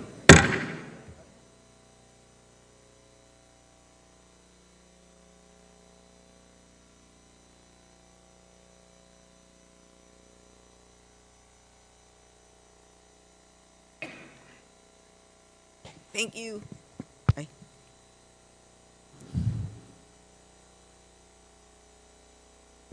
Thank you, Mr. Speaker.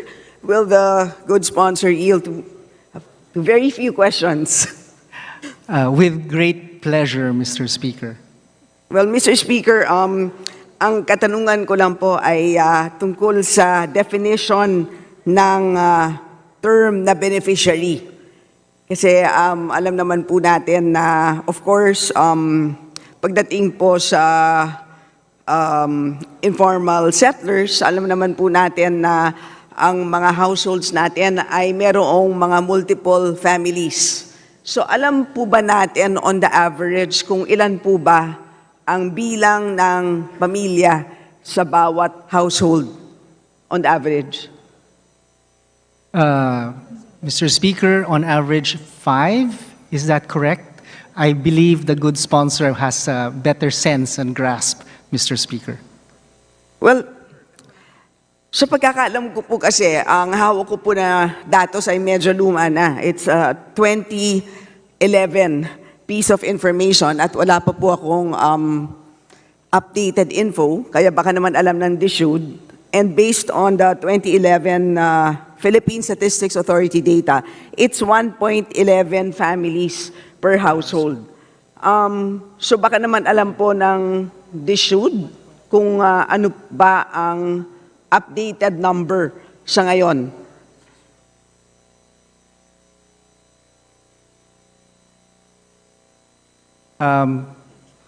Mr. Speaker, the department is actually currently undergoing a new survey. There is no more recent data than the 1.5 that you have pointed out. All right, so siguro pwede natin i-assume na with the population growth, malamang siguro nasa more or less 2 families per household, makalipas ang halos isang dekada since 2011. Okay, so having said that, lilinawin lang po natin. So, pag sinabing beneficiary dito, ang sinasabi po ba natin ay household or family? Mr. Speaker, the definition on the 3rd page is households, Mr. Speaker. Okay, so at so tama po. So ayan. So kahit na po doon sa section B ay nakasulat informal settler families, it clearly states naman po na households ang ating bibilangin. So gusto ko lang pong banggitin ito para maging maliwanag na ang intent po natin is ang pagbibigay ng subsidiya ay sa bawat household. So kahit na po 2 po ang pamilya sa bawat household, ang eligible household na yan ay makakatanggap ng 3,500. At hindi po sa sitwasyon na yon na may 2 pamilya, 7,000. Yes, Mr. Chair, So, Mr. Speaker. Yon, para lang po maliwanag sa pagko-compute po natin ng appropriations taon-taon na ang reckoning po natin is households at hihintayin po natin ang updated po na survey ng DSUD at sana po as soon as you get that updated information, pakishare na lang po sa Committee on Appropriations para na-anticipate po natin ang required resources po natin kung maging batas po ito. Yes, Mr. Speaker, we will comply. Ayun lang po. Maraming salamat, Mr. Speaker. Thank you to the good Majority sponsor. Leader. Mr. Speaker, there be no other members who wish to interpellate. I move that we close the period of sponsorship and debate. Is there any objection? The chair hears none. The period of sponsorship and debate is hereby closed. Majority Leader. Mr. Speaker, I move that we open the period of amendments. Is there any objection? Chair hears none. The period of amendments is open. Mr. Speaker, there be no committee amendments nor individual amendments. I move that we close the period of Is amendments. there any objection? Chair hears none. The period of amendments is hereby closed. Majority Leader.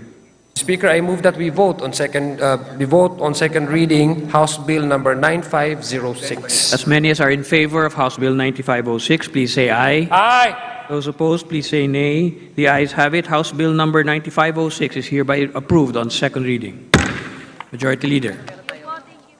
Mr. Speaker, I move that we consider on third reading House Bill number 9134, copies of which have been previously distributed to the members pursuant to our rules. And for such purpose, may I request that the Secretary General be directed to read the title of the bill and thereafter to call the roll for nominal voting. Is there any objection? The chair hears none. The motion is approved and the Secretary General is directed to read the title of House Bill 9134 and to thereafter call the roll for nominal voting.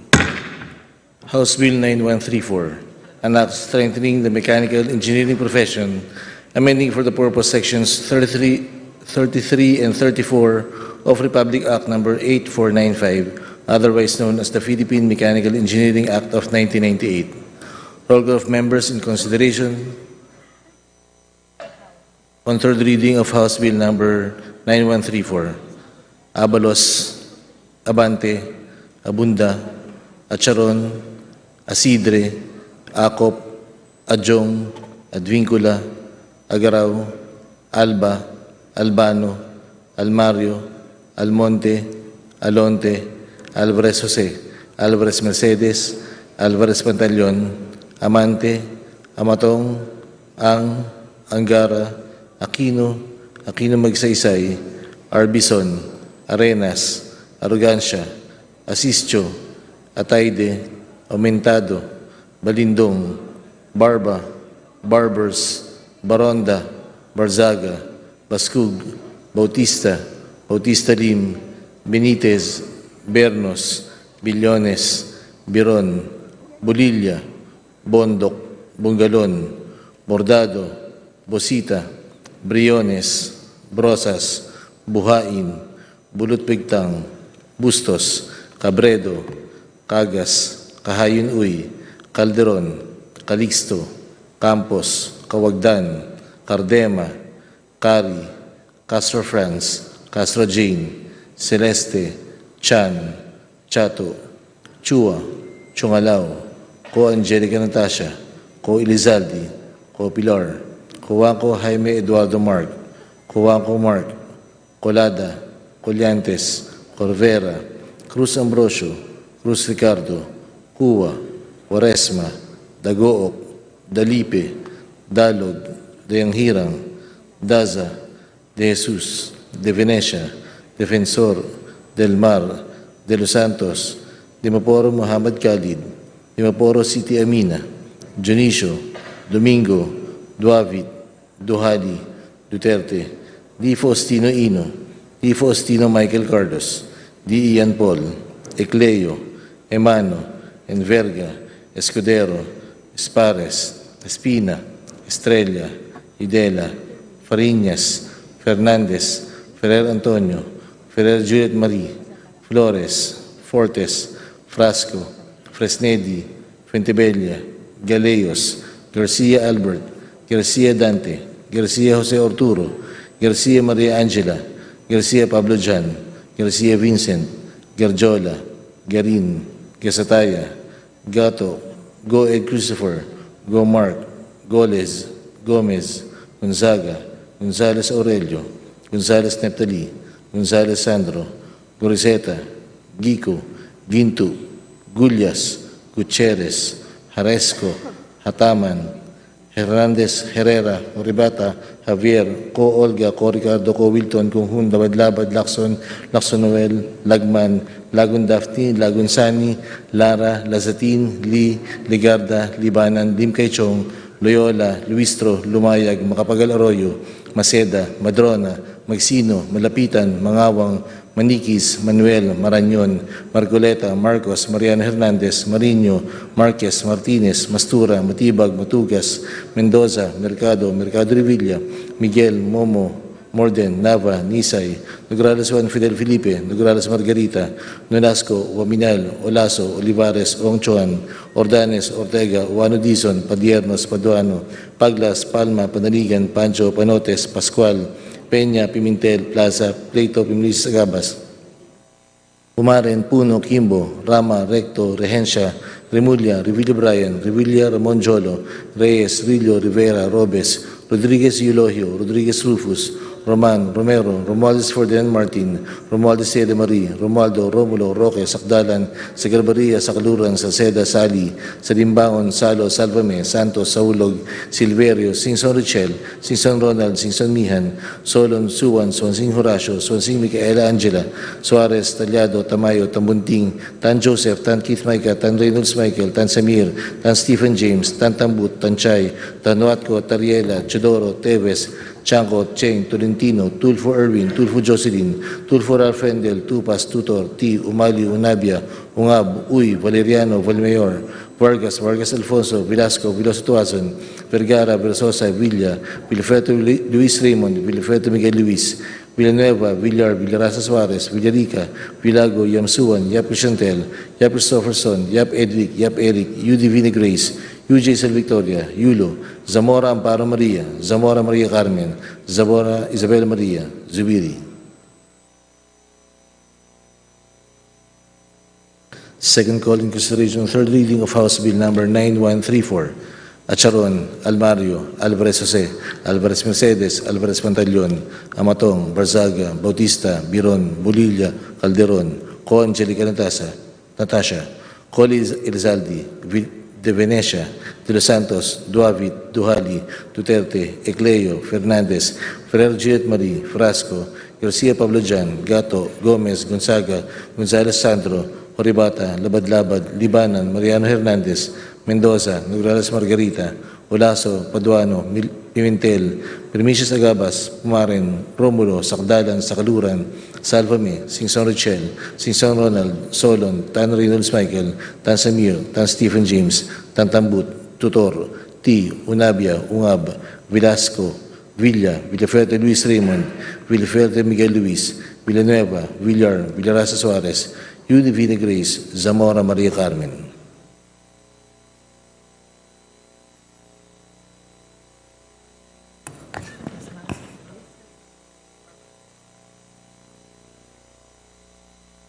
With 246 members voting in the affirmative, 0 in the negative, and 0 abstentions, House Bill Number 9134 is hereby approved on third and final reading. Majority Leader. Mr. Speaker, I move for the consideration on third reading House Bill Number 9292, copies of which have been previously distributed to the members pursuant to our rules. For such purpose, may I request the Secretary General be directed to read the title of the bill and thereafter to call the roll for nominal voting. Is there any objection? The Chair hears none. The motion is approved, and the Secretary General is directed to read the title of House Bill 9292 and to thereafter call the roll for nominal voting. House Bill Number 9292, an act mandating the inclusion of a personal financial literacy course in the technical vocational education and training curriculum of technical vocational institutions and technical education and skills development authority training centers. Roll call of members in consideration on third reading of House Bill Number 9292. Abalos, Abante, Abunda, Charona, Sidre, Ako, Padyong, Adwin, Kula, Agaraw, Alba, Albano, Almario, Almonte, Alonte, Alvarez Jose, Alvarez Mercedes, Alvarez Pantaleon, Amante, Matong, Angara, Aquino, Aquino, Magsaysa, Arbison, Arena, Sarogancia, Sistio, Atay, de Aumentado, Balindong, Barba, Barbers, Baronda, Barzaga, Bascook, Bautista, Bautista Lim, Benitez, Bernos, Billones, Beron, Bolilla, Bondok, Monggalan, Bordado, Bosita, Briones, Brosas, Buhain, Bulot, Pigtang, Bustos, Cabredo, Cagas, Cahayon, Uy, Calderon, Calixto, Campos, Cawagdan, Cardema, Cari, Castro, Franz, Castro, Jane, Celeste, Chan, Chato, Chua, Chunggalaw, Co, Angelica, Nakatash, Co, Elizalde, Co, Pilar, Co, Juanco, Jaime, Eduardo, Marco, Juanco, Marco, Lada, Colyantes, Corvera, Cruz, Ambrosio, Cruz, Ricardo, Cuba, Quaresma, Dagook, Dali, Pedalog, Dayang Hirang, Daza de Jesus de Venecia, Defensor del Mar de los Santos, Dimaporo, Muhammad Kali, Dimaporo City, Amina, Dionisio Domingo, Duavit, Duhali, Duterte, Di Faustino, Ino, Di Faustino, Michael Carlos, Di Ian Paul, Ecleo, Emano, and Vargas Codero, Espares, Espina, Estrella, Yudelio, Farinas, Fernandez, Ferrer, Antonio, Ferrer, Juliet Marie, Flores, Fortes, Frasco, Fresnedi, Fentebella, Galeos, Garcia, Albert, Garcia, Dante, Garcia Jose Arturo, Garcia Maria Angela, Garcia Pablo John, Garcia Vincent, Guardiola Garin Gasataya, Gato Goet, Christopher Go, Mark Goles, Gomez Gonzaga, Gonzales Aurelio, Gonzales Neptali, Gonzales Sandro, Goriseta Guico, Ginto Gutierrez, Jaresco, Hataman Hernandez, Herrera, Jorebata, Javier, Co Olga Ara, Co Ricardo, Co Wilton, Kunghun Labad-Labad, Lacson, Noel, Lagman, Lagon Daphne, Lagon Sani, Lara, Lazatin, Lee, Ligarda, Libanan, Limcachang, Loyola, Luistro, Lumayag, Makapagal, Arroyo, Maceda, Madrona, Magsino, Malapitan, Mangawang, Manikis, Manuel Maron, Nyon, Marcoleta, Marcos, Mariano Hernandez, Marino, Marquez, Martinez, Mastura, Matibang, Matugas, Mendoza, Mercado, Revilla, Miguel Momo, Morden, Nava, Nisay, Nograles, Juan Fidel Felipe, Nograles, Margarita, Nolasco, Waminal, Olaso, Olivares, Juan Ordanes, Ortega, Uwano, Dizon, Padiernos, Paduano, Paglas Palma, Panaligan, Pancho, Panotes, Pascual, Peña, Pimentel, Plaza, Pleito, Premisa, Sagabas, Pumaren, Puno, Kimbo, Rama, Rector, Regencia, Remulia, Revilla, Brian, Revilla, Ramonjolo, Reyes, Rillo, Rivera, Robes, Rodriguez, Eulogio, Rodriguez, Rufus, Roman, Romero, Romualdez, Ferdinand Martin, Romualdez, Siada Marie, Romualdo Romulo Roque, Sakdalan, sa Garbaria, sa Kaluran, Salceda, Sali, Salimbangon, Salo, Salvame, Santos, Saulug, Silverio, Singson Richel, Singson Ronald, Singson Mihan, Solon, Suwan, Sing Horacio, Sing Micaela Angela, Zuarez, Talyado, Tamayo, Tambunting, Tan Joseph, Tan Keith Micah, Tan Reynolds Michael, Tan Samir, Tan Stephen James, Tan Tambu, Tan Chay, Tan Watco, Tariela, Teodoro, Teves, Tiangco, Tiang Tolentino, Tulfo Erwin, Tulfo Jocelyn, Tulfo Ralph Wendell, Tupas Torti, Umali, Unabia, Ungab, Uy, Valeriano, Valmayor, Vargas, Alfonso, Velasco, Velosa, Tuazon, Vergara, Verzosa, Villa, Villaferte, Luis Raymond, Villaferte, Miguel Luis, Villanueva, Villar, Villaraza, Suarez, Villarica, Villago, Yamsuan, Yap Crishantel, Yap Christopherson, Yap Edvic, Yap Eric, U Divina Grace, U Jazel Victoria, Yulo, Zamora Amparo Maria, Zamora Maria Carmen, Zamora Isabel Maria, Zubiri.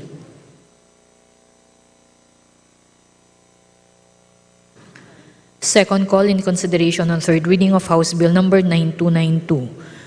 Acharon, Almario, Alvarez Jose, Alvarez Mercedes, Alvarez Pantaleon, Amatong Barzaga, Bautista, Biron, Bolilla, Calderon, Co Angelica Natasha, Co Elizalde de Venecia, de los Santos, Duavit, Duhali, Duterte, Ecleo, Fernandez, Ferrer, Juliet Marie, Frasco, Garcia, Pablo Jan, Gato, Gomez, Gonzaga, Gonzales, Sandro, Jorebata, Labad-Labad, Libanan, Mariano Hernandez, Mendoza, Nograles, Margarita, Olaso, Paduano, Pimentel, Primisa, Sagabas, Pumaren, Romulo, Sakdalan, Sakaluran, Salvame, Singson Richel, Singson Ronald, Solon, Tan Reynolds Michael, Tan Samir, Tan Stephen James, Tan Tambut, Tutorti, Unabia, Unga, Velasco, Villaferte, Luis Raymond, Villaferte, Miguel Luis, Villanueva, Villar, Villaraza, Suarez, U Divina Grace, Zamora, Maria Carmen.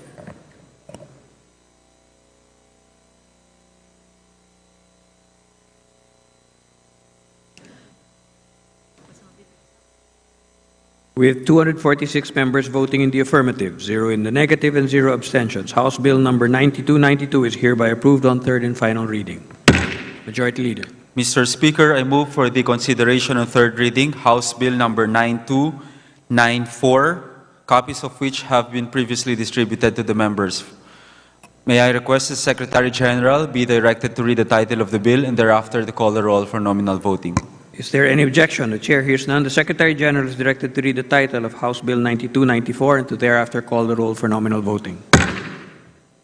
House Bill Number 9294, an act protecting the rights of all workers, workers' organizations, and unions from interference by their employers, public authorities, or their agents, and providing penalties for violations thereof. Roll call of members in consideration and third reading of House Bill number 9294.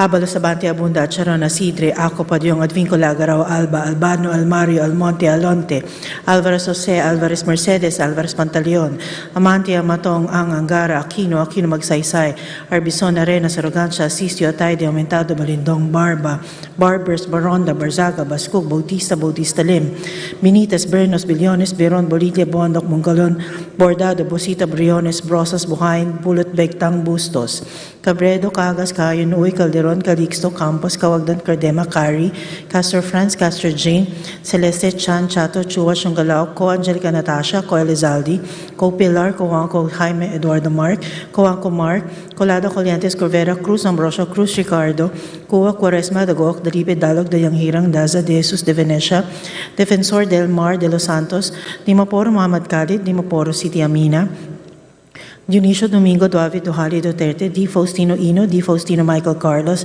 D. Ian Paul Ecleo Emano Enverga Escudero Espares Espina Estrella Yudela, Farinas Fernandez Ferrer Antonio Ferrer Juliet Marie, Flores Fortes Frasco Fresnetti Fetibella Gallios, Garcia Albert, Garcia Dante, Garcia Jose Arturo, Garcia Maria Angela, Garcia Pablo John, Garcia Vincent, Guardiola Garin Gasataya Gato, Go Ed Christopher, Go Mark, Goles Gomez Gonzaga, Gonzales Aurelio, Gonzales Nepsali, Gonzales Sandro, Goriseta Gico Ginto Gules Gutierrez, Aresco Ataman Hernandez, Herrera Oribata Javier, Co Olga, Co Ricardo, Co Wilton, Co Ngun, Labadaba Lacson, Noel Lagman, Lagon Daphne, Lagon Sani, Lara Lazatin, Lee, Ligarda Libanan, Linkay Chong, Loyola, Luister, Lumayag, Macapagal Arroyo, Maceda Madrona, Magsino, Malapitan, Mangawang, Maniquez, Manuel Maranyan, Marcoleta, Marcos, Mariana Hernandez, Marino, Marquez, Martinez, Mastura, Matibang, Matugas, Mendoza, Mercado, Revilla, Miguel, Momo, Mordendo, Vanisay, Nograles Juan Fidel Felipe, Nograles Margarita,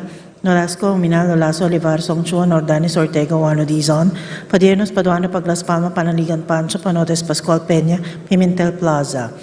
Pleito Primicia Sagabas, Pumaren, Puno, Kimbo, Rama, Rector, Rehencia, Rimulya, Revilla Brian, Revilla Monjolo, Reyes, Rilio, Rivera, Robes, Rodriguez, Eloyo, Rodriguez Rufus, Roman Romero, Romualdez Ferdinand Martin, Romualdo Siede Marie, Romualdo Romulo Roque, Sakdalan sa Garberia, Sakaluran Salceda Sali, Sanimbangon Salo, Salvame Santos Solog Silverio, Singson Rochelle, Singson Ronald, Singson Mian, Solon Suwan, Swansing Horacio, Swansing Micaela Angela, Suarez Talyado, Tamayo, Tambunting, Tan Joseph, Tan Keith Micah, Tan Reynolds Michael, Tan Samir, Tan Stephen James, Tan Tambut, Tan Shai, Tan Watco, Tariela, Tudorot, Teves, Tiangco, Tieng, Tolentino, Tulfo Irwin, Tulfo Jocelyn, Tulfo Ralph Wendell, Tupas Tutor, Tio Mario Nabio Ongab, Uy Valeriano, Valmayor, Vargas Alfonso Velasco, Veloso Tuazon, Vergara Versosa Villa, Villafuerte Luis Raymond, Villafuerte Miguel Luis, Villanueva, Villar, Villarasa Suarez,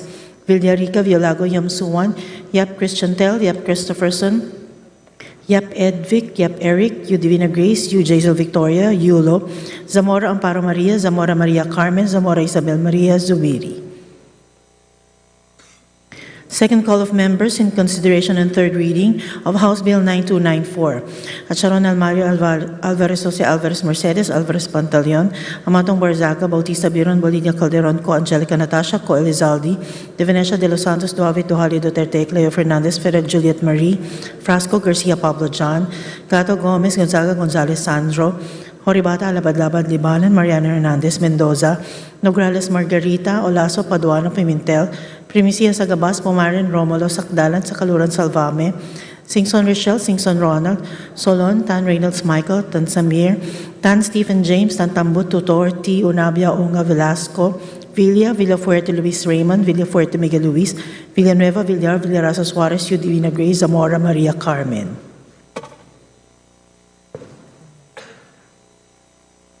With 245 members voting in the affirmative, 1 in the negative, and 0 abstentions, House Bill number 9294 is hereby approved on third and final reading. Majority Leader. Mr. Speaker, may I request that you recognize Representative Arlene Brosas of Gabriela Party List to explain her vote. The Honorable Arlene D. Brosas of the Party List Gabriela is recognized to explain her vote.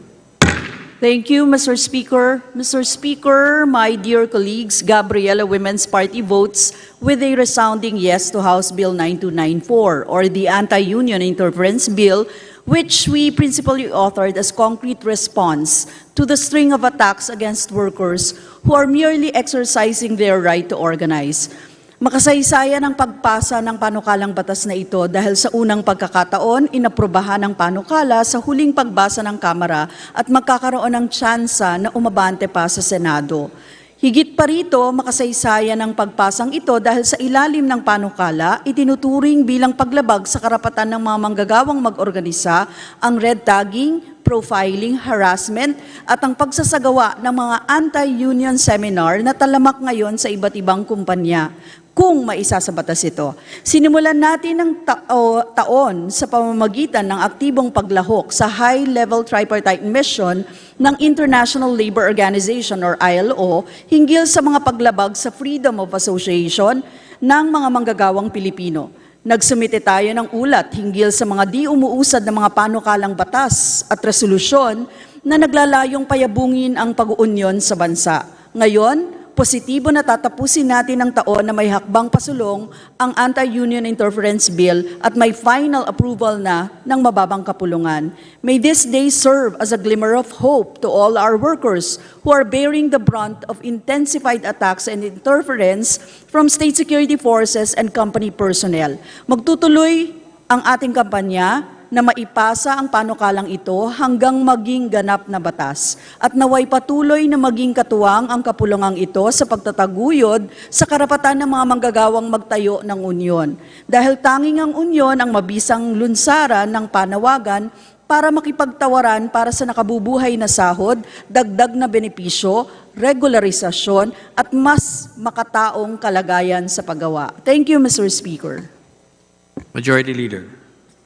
Mr. Speaker, I move that we consider on third reading House Bill number 9305, copies of which have been previously distributed to the members pursuant to our rules. For such purpose, may I request that the Secretary General be directed to read the title of the bill and thereafter to call the roll for nominal voting. Is there any objection? The Chair hears none. The Secretary General is directed to read the title of House Bill 9305 and to thereafter call the roll for nominal voting. House Bill 9305, an act expanding the use of the Legal Assistance Fund and the Agarang Kalinga at Saklolo para sa mga OFWs na nangangailangan, Action Fund, amending for the purpose Section 26 of Republic Act Number 8042, otherwise known as the Migrant Workers and Overseas Filipinos Act of 1995 as amended, and Section 14 of the Republic Act Number 11641, otherwise known as the Department of Migrant Workers Act. Organ of Members in consideration third reading of House Bill number 9305. Abal sa Bante Abuntal Acharon, Asidra, Ako Padjong, Binko de Agaraw, Alba, Albano, Almaro, Almonte, Alonte, Alvarez, Jose, Alvarez, Mercedes, Alvarez, Pantaleon, Amante Amatong, Ang Angara, Aquino, Magsaysay, Arbison, Arenas, Agansya, Asisto Atayde, Umentado, Balindong, Barbers, Baronda, Barzaga, Boskug, Bautista, Dim, Benitez, Bernas, Billones, Biron, Bolida, Bondok, Bungalon, Bordado, Busita, Briones, Rosas, Buhain, Bud, Bigtang, Bustos, Cabredo, Cagas, Kahain, Uy, Calderon, Calixto, Campos, Kawagdan, Cardema, Cari, Castro, France, Caso, James, Leslie Chan, Chato, Chua, Chong Alaw ko, Angelica Natasha ko, Rizaldi, ko Pilar, Kuha ko, Jaime Eduardo Mark, Kuha ko Mark, Colada Collientes, Corvera, Cruz Ambrosio, Cruz Ricardo, Kuha ko Esma Kadogo, Dalipe, Dalog, Diyang Hirang Daza de Jesus de Venecia, Defensor del Mar de los Santos, Dimaporo, Muhammad Kari, Dimaporo, Sita Amina, Junicio Domingo, Duwabi, Tuhali, Di Faustino, Ino, Di Faustino, Michael Carlos, Di Ian Paul, Ecleo, Imaran, Vergas, Cuderes, Pares, Pinas, Trega, Udela, Farinas, Fernandez, Fidel, Antonio Fer, Juliet Marie, Flores, Fortes, Frasco, Fresneti, Fintebela, Guerreros, Garcia, Albert, Garcia, Dante, Garcia, Jose Oturo, Garcia, Maria Angela, Garcia, Pablo Jan, Garcia, Vincent, Garjora, Garinga, Sataya, Gato, Go, Christopher, Go, Mark, Goles, Gomez, Gonzaga, Gonzales, Aurelio, Gonzales, Neptali, Gonzales, Sandro, Groseta, Gico, Gintu, Gulias, Gutierrez, Jerez, Hataman, Hernandez, Herrera Horibata Javier Ko Olga Ko Ricardo Ko Winton Kung Hun Labad-Labad Lacson Noel Lagman Lagun Daphne Lagun Sani Lara Lasatin Di Ligarda Diban Lim Kay Chong Loyola Luiso Lumayag Makapagal Arroyo Maceda Madrona Magsina Malapitan Mangawang Manikis Manuel Maranyan Marcoleto Marcos Mariano Hernandez Marino Marquez Martinez Mastura Matibag Matugas Mendoza Mercado Revilla Miguel Momo Morden Nava Nisay Nograles Juan Fidel Felipe Nograles Margarita Norasco Obinalo Olaso Rivares Unchuan Odanes Ortega Juan Dizon Padianos Paduano Pagdas Palma Panaligan Pancho Panotes Pascual Peña Pimentel Plaza Pleito Primis Agabas Pumaran Puno Kimbo Rama Recto Rencio Remulla Revilla Brian Revilla Ramon Jodo Reyes Rilo Rivera Robes Rodriguez Eulogio Rodriguez Rufus Roman Romero Romualdez Ferdinand Martin Romualdez Yeda Marie Romualdo Romulo Roque Sakdan sa Galbario sa Kaluran sa Seda Sali sa Bangon Salo Salvame Santos Saulog Silvero Singson Richard Singson Ronald Singson Mihan Solon Suan Suan Sing Horacio Suan Si Micaela Angela Suarez Tagliato Tamayo Tan Bunting Tan Joseph Tan Keith Maica Tan Reynos Michael Tan Semir Tan Stephen James Tan Tambut Tan Jay Tan Watco Dariela Chodoro Tevas Chanco Chen Tolentino Tulfo Erwin Tulfo Jocelyn Tulfo Ralph Endel Tupa Sutorti Umadi Unabia Ungab Uy Valeriano Valmero Vargas Alfonso Velasco Veloso Tuason Vergara Verasosa Villa Villaferte Luis Raymond Villaferte Miguel Luis Villanueva Villar Villarasa Suarez Villarica Villago Yamsuan Yap Crisantelia Christopherson Yap Edwick Yap Eric Yu Divina Grace UJC Victoria Euro Zamora Amparo Maria Zamora Maria Carmen Zamora Isabel Maria Subiri. Second call of members in consideration third reading of House Bill number 9305. Acharon Almario Alvarez Jose Alvarez Mercedes Alvarez Pantaleon Matawang Barsuaga Bautista Biron Bodillo Calderon Ko Angelica Natasha Ko Elizalde De Venecia de los Santos David Duhali Duterte Cleo Fernandez Ferrer Juliet Marie Frasco Garcia Pablo Jan Gato Gomez Gonzaga Gonzales Sandro Ribata Labad-Labad Dibanan Mariano Hernandez Mendoza Nograles Margarita Olaso Paduana Pimentel Permisa Gabas Pumaran Romulo Sakdalan Sakalura Salvame Singson Richel Singson Ronald Solon Tan Reynolds Michael Tan Simier Tan Stephen James Tan Tambut Tutor T. Unabia Ungab Velasco Villa Villafete Luis Raymond Villafete Miguel Luis Villanueva Villar Villaras Suarez Yu Divina Grace Zamora Maria Carmen.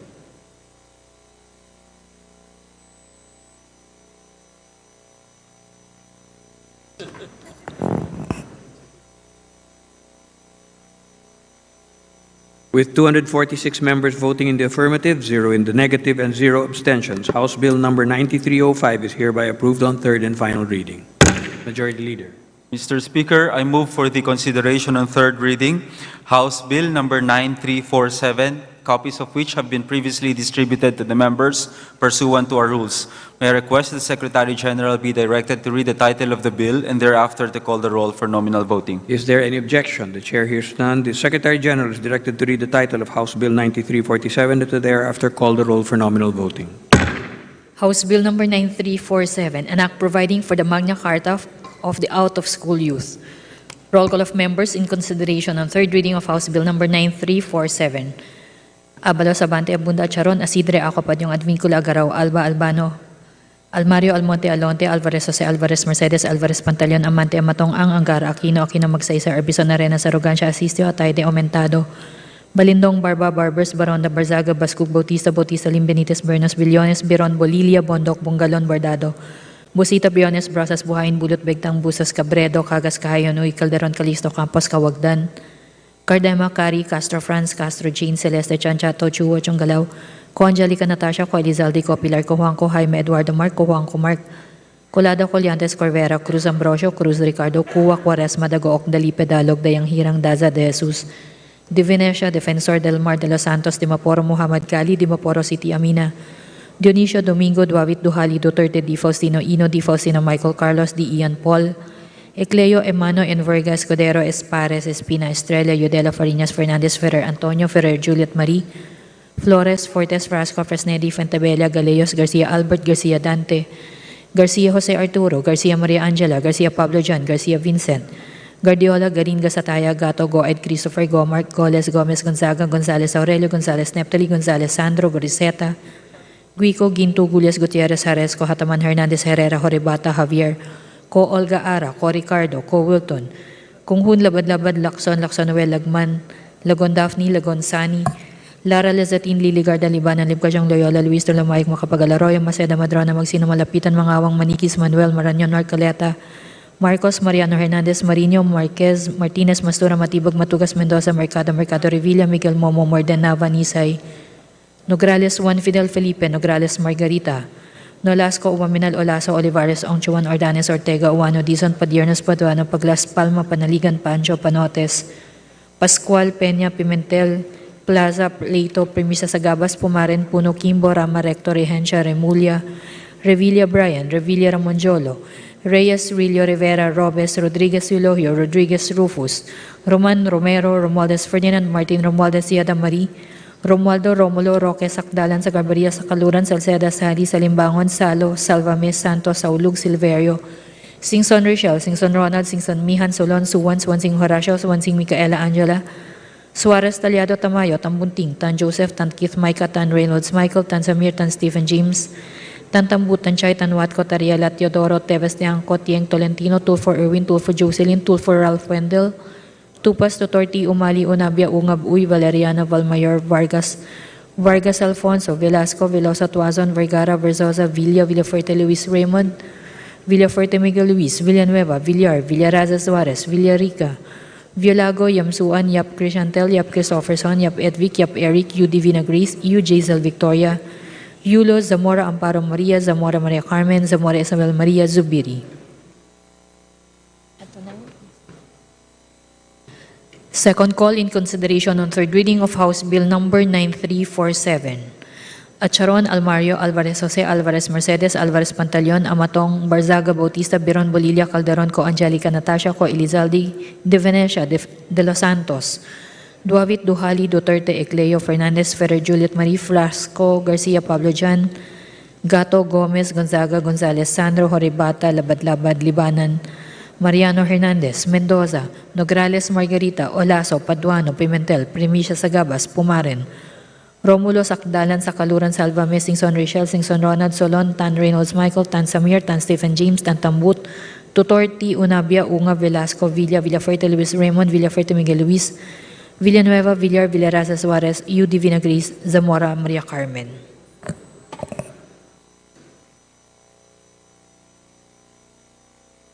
With 246 members voting in the affirmative, 0 in the negative, and 0 abstentions, House Bill Number 9347 is hereby approved on third and final reading.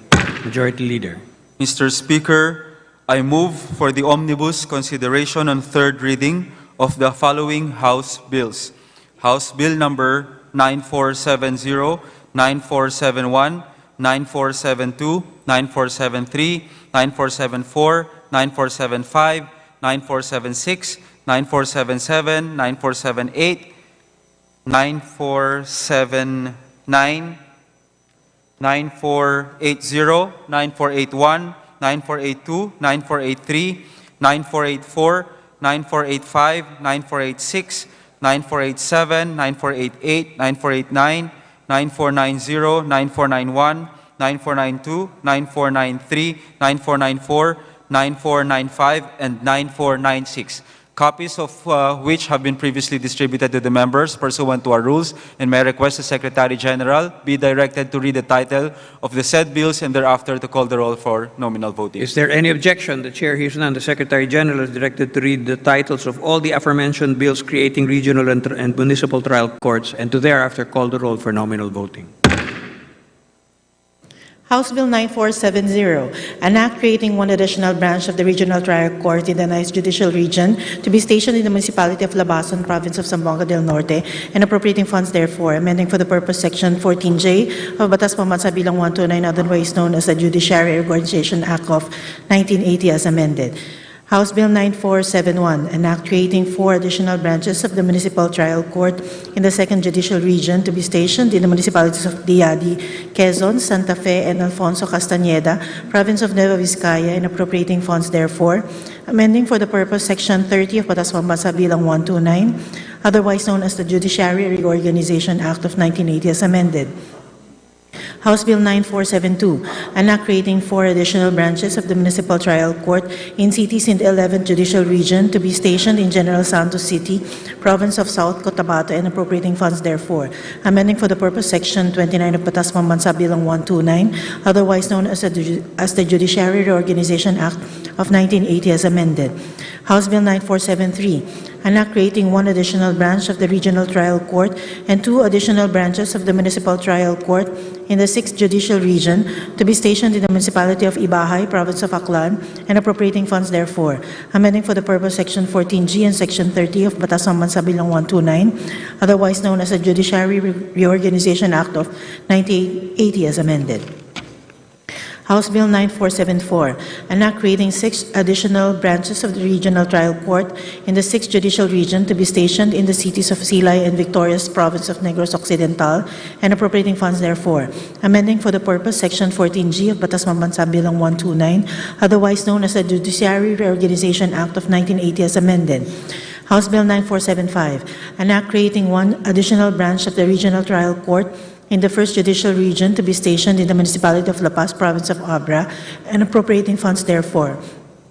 Amending for the purpose Section 14A of Batas Pambansa Bilang 129, otherwise known as the Judiciary Reorganization Act of 1980 as amended. House Bill 9476, an act creating 1 additional branch of the Municipal Trial Court in the 1st Judicial Region to be stationed in the Municipality of La Trinidad, Province of Benguet, and appropriating funds therefore. Amending for the purpose Section 30 of Batas Pambansa Bilang 129, otherwise known as the Judiciary Reorganization Act of 1980 as amended. House Bill 9477, an act creating 2 additional branches of the Regional Trial Court in the 7th Judicial Region to be stationed in the municipalities of Candihay and Valencia, Province of Bohol, and appropriating funds therefore. Amending for the purpose Section 14H of Batas Pambansa Bilang 129, otherwise known as the Judiciary Reorganization Act of 1980 as amended. House Bill 9478, an act creating 1 additional branch of the Regional Trial Court in the 6th Judicial Region to be stationed in the city of Kabangkalan, Province of Negros Occidental, and appropriating funds therefore. Amending for the purpose Section 14G of Batas Pambansa Bilang 129, otherwise known as the Judiciary Reorganization Act of 1980 as amended. House Bill 9479, an act creating 2 additional branches of the Regional Trial Court in the 8th Judicial Region to be stationed in the city of Maasin and in the Municipality of Sogod, Province of Southern Leyte, and appropriating funds therefore. Amending for the purpose Section 14I of Batas Pambansa Bilang 129, otherwise known as the Judiciary Reorganization Act of 1980 as amended. House Bill 9480, an act creating 1 additional branch of the Regional Trial Court in the 11th Judicial Region to be stationed in the Municipality of Sulok, Province of Davao del Sur, and appropriating funds therefore. Amending for the purpose Section 14L of Batas Pambansa Bilang 129, otherwise known as the Judiciary Reorganization Act of 1980 as amended. House Bill 9481, an act creating 4 additional branches of the Regional Trial Court in the 4th Judicial Region to be stationed in the municipalities of Rosario and San Juan, Province of Batangas, and appropriating funds therefore. Amending for the purpose Section 14E of Batas Pambansa 129, otherwise known as the Judiciary Reorganization Act of 1980 as amended. House Bill 9482, an act creating 1 additional branch of the Regional Trial Court in the 9th Judicial Region to be stationed in the Municipality of San Miguel, Province of Zamboanga del Sur, and appropriating funds therefore. Amending for the purpose Section 14J of Batas Pambansa Bilang 129, otherwise known as the Judiciary Reorganization Act of 1980 as amended. House Bill 9483, an act creating 10 additional branches of the Regional Trial Court and 3 additional branches of the Municipal Trial Court in cities in the 4th Judicial Region to be stationed in the city of Santa Rosa, Province of Laguna, and appropriating funds therefore. Amending for the purpose Section 14E and Section 29 of Batas Pambansa Bilang 129, otherwise known as the Judiciary Reorganization Act of 1980 as amended. House Bill 9484, an act creating 2 additional branches of the Regional Trial Court in the 5th Judicial Region to be stationed in the Municipality of Labo, Province of Camarines Norte, and providing funds therefore. Amending for the purpose Section 14F of Batas Pambansa Bilang 129, otherwise known as the Judiciary Organization Act of 1980 as amended. House Bill 9485, an act creating 1 additional branch of the Municipal Trial Court in the 10th Judicial Region to be stationed in the Municipality of Socorro, Province of Surigao del Norte, and appropriating funds therefore. Amending for the purpose Section 30 of Batas Pambansa Bilang 129, otherwise known as the Judiciary Reorganization Act of 1980 as amended. House Bill 9486, an act creating 8 additional branches of the Regional Trial Court in the National Capital Judicial Region to be stationed in the city of Caloocan and appropriating funds therefore, amending for the purpose Section 14D of Batas Pambansa Bilang 129, otherwise known as the Judiciary Reorganization Act of 1980 as amended. House Bill 9487, an act creating 2 additional branches of the Municipal Trial Court in the 6th Judicial Region to be stationed in the municipalities of Santa Barbara and Pavia, province of Iloilo, and appropriating funds therefore, amending for the purpose Section 30 of Batas Pambansa Bilang 129, otherwise known as the Judiciary Reorganization Act of 1980 as amended. House Bill 9488, an act creating 1 additional branch of the Regional Trial Court in the 7th Judicial Region to be stationed in the municipality of Mualboal, province of Cebu, and appropriating funds therefore, amending for the purpose Section 14H of Batas Pambansa Bilang 129, otherwise known as the Judiciary Reorganization Act of 1980 as amended. House Bill 9489, an act creating 1 additional branch of the Regional Trial Court in the 2nd Judicial Region to be stationed in the municipality of Alicia, province of Isabela, and appropriating funds therefore, amending for the purpose Section 14B of Batas Pambansa Bilang 129, otherwise known as the Judiciary Reorganization Act of 1980 as amended. House Bill 9490, an act creating 4 additional branches of the Regional Trial Court in the 11th Judicial Region and appropriating funds therefore, amending for the purpose Section 14L of Batas Pambansa Bilang 129, otherwise known as the Judiciary Reorganization Act of 1980 as amended. House Bill 9491, an act creating 3 additional branches of the Regional Trial Court in the 6th Judicial Region to be stationed in the city of Pasig and in the municipality of Dumangas, province of Iloilo, and appropriating funds therefore, amending for the purpose Section 14G of Batas Pambansa Bilang 129, otherwise known as the Judiciary Reorganization Act of 1980 as amended. House Bill 9492, an act creating 2 additional branches of the Regional Trial Court and 2 additional branches of the Municipal Trial Court in cities and in the 11th Judicial Region to be stationed in the city of Mati, province of Davao Oriental, and appropriating funds therefore, amending for the purpose Section 14L and Section 129 of Batas Pambansa Bilang 129, otherwise known as the Judiciary Reorganization Act of 1980 as amended. House Bill 9493, an act creating 4 additional branches of the Regional Trial Court in the 4th Judicial Region, 2 of which to be designated as family courts to be stationed in the municipalities of Brooks Point and Coron, and 2 of which to be designated as special courts for environmental cases to be stationed in the municipalities of Coron and Rojas, all in the province of Palawan, and appropriating funds therefore, amending for the purpose Section 14E of Batas Pambansa Bilang 129, otherwise known as the Judiciary Reorganization Act of 1980 as amended. House Bill 9494, an act creating 2 additional branches of the Municipal Trial Court in cities in the 11th Judicial Region to be stationed in the city of Tagum, province of Davao del Norte, appropriating funds therefore, amending for the purpose Section 29 of Batas Pambansa Bilang 129, otherwise known as the Judiciary Reorganization Act of 1980 as amended. House Bill 9495, an act creating 1 additional branch of the Regional Trial Court in the 10th Judicial Region to be stationed in the municipality of Maramag, province of Bukidnon, and appropriating funds therefore, amending for the purpose Section 14K of Batas Pambansa Bilang 129, otherwise known as the Judiciary Reorganization Act of 1980 as amended, and House Bill 9496, an act creating 2 additional branches of the Regional Trial Court in the 2nd Judicial Region to be stationed in the city of Ilagan and in the municipality of Tamawini, province of Isabela, and appropriating funds therefore, amending for the purpose Section 14B of Batas Pambansa Bilang 129, otherwise known as the Judiciary Reorganization Act of 1980 as amended. Roll call of members in consideration on 3rd reading of the aforementioned House bills.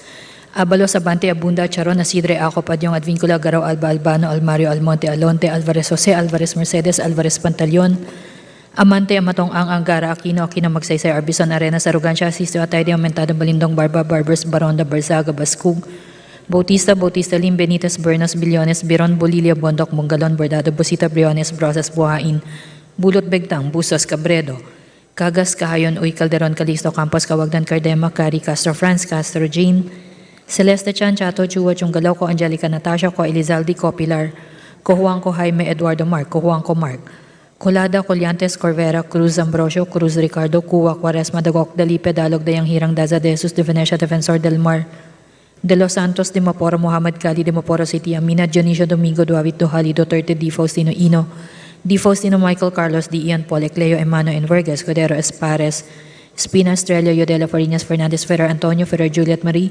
Flores, Fortes, Frasco, Fresneri, Fentebella, Galeos, Garcia, Albert, Garcia, Dante, Garcia, Jose Arturo, Garcia, Maria Angela, Garcia, Pablo Jan, Garcia Vincent, Guardiola, Garin, Gasataya, Gato, Goed, Christopher, Gomark, Goles, Gomez, Gonzaga, Gonzalez, Aurelio, Gonzalez, Neptali, Gonzalez, Sandro, Goriseta, Guico, Gintu, Gulias, Gutierrez, Jares, Kohataman, Hernandez, Herrera, Horibata, Javier, Ko Olga Ara, Ko Ricardo, Ko Wilton, Kunghun, Labad-Labad, Lacson, Noel, Lagman, Lagon, Daphne, Lagon, Sani, Lara Lazatin, Lee, Ligarda, Libanan, Limgajang, Loyola, Luis Lumayag, Makapag-Alaroyo, Maceda, Madrona, Magsino, Malapitan, Mangawang, Manikis, Manuel Maranyon, Marcoleta, Marcos, Mariano Hernandez, Marino Marquez Martinez, Mastura, Matibag, Matugas, Mendoza, Mercado Revilla, Miguel Momo, Mordena, Vanisay, Nograles, Juan Fidel Felipe, Nograles Margarita, Nolasco, Uwaminal, Olaso, Olivares, Ongjuan, Ordanes, Ortega, Uwano, Dizon, Padiernos, Paduano, Paglas, Palma, Panaligan, Pancho, Panotes, Pascual Peña, Pimentel Plaza, Plato, Primisa Sagabas, Pumaren, Puno, Kimbo, Rama, Rector, Regencia, Remulla, Revilla, Brian, Revilla, Ramonjolo,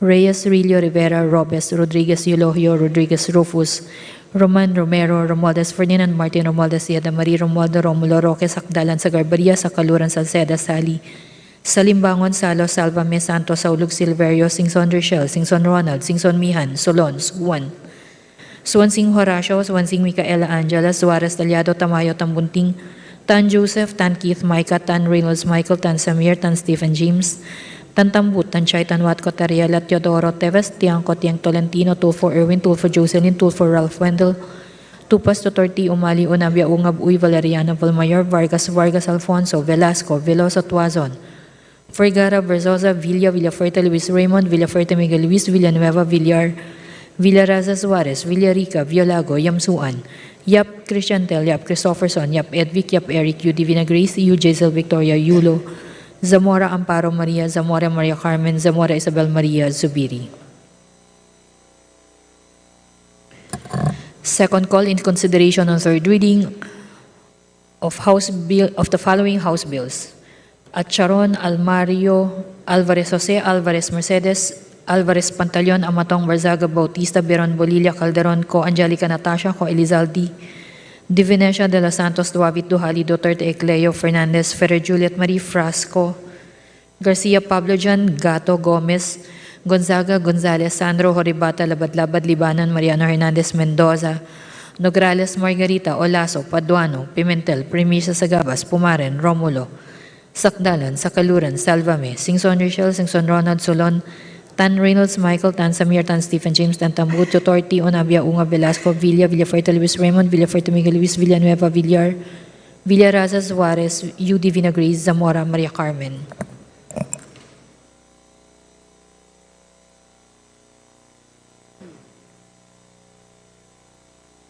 With 246 members voting in the affirmative, 0 in the negative, and 0 abstentions, House Bill numbers 9470, 9471, 9472, 9473, 9474, 9475, 9476, 9477, 9478, 9479, 9480, 9481, 9482, 9483, 9484, 9485, 9486, 9487, 9488, 9489, 9490, 9491, 9492, 9493, 9494, 9495, and 9496 are hereby approved on third and final reading.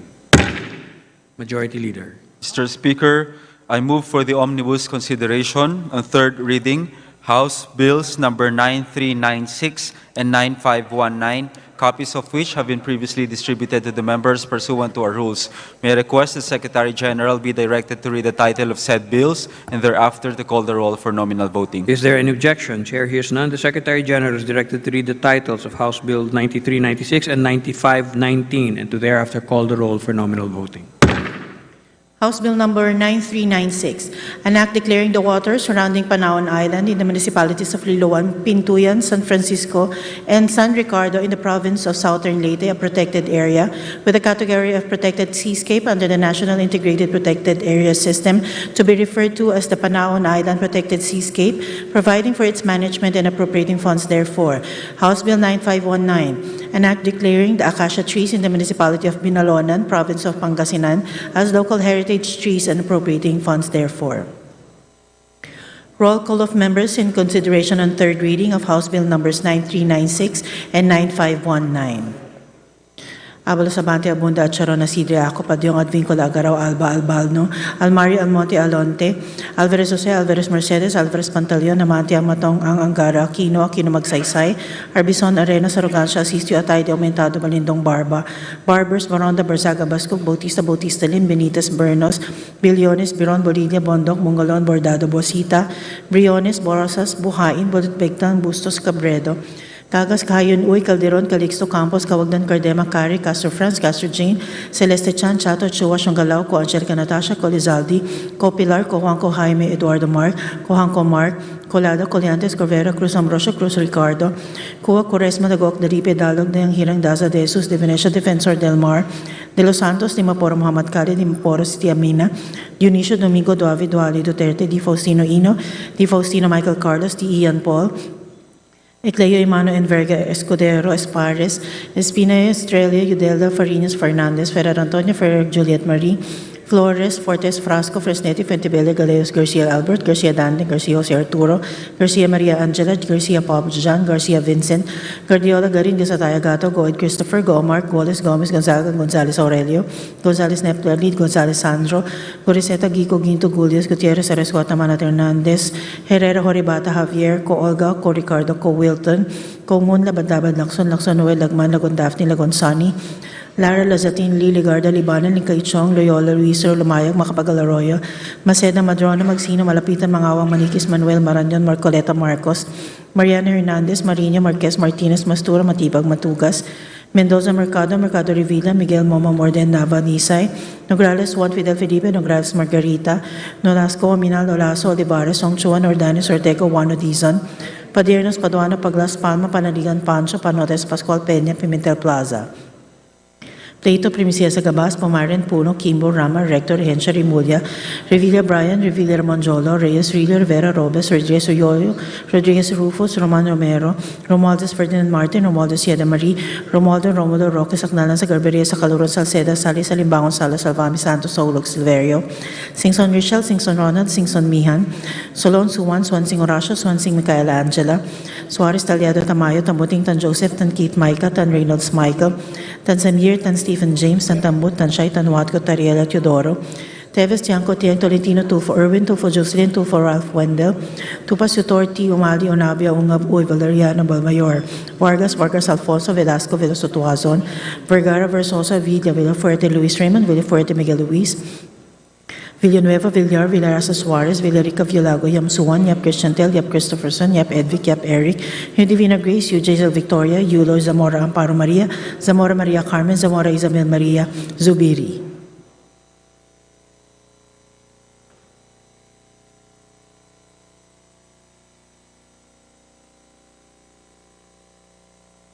Second call of members in consideration of on third reading of House Bills number 9396 and 9519.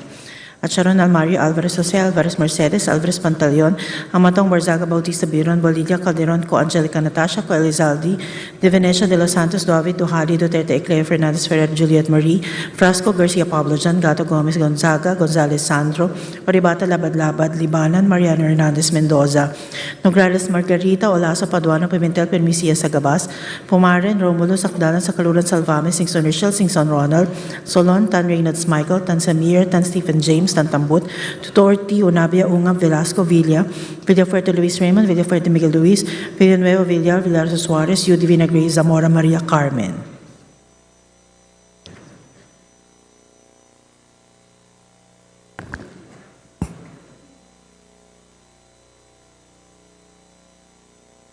With 247 members voting in the affirmative, 0 in the negative, and 0 abstentions, House Bill numbers 9396 and 9519 are hereby approved on third and final reading.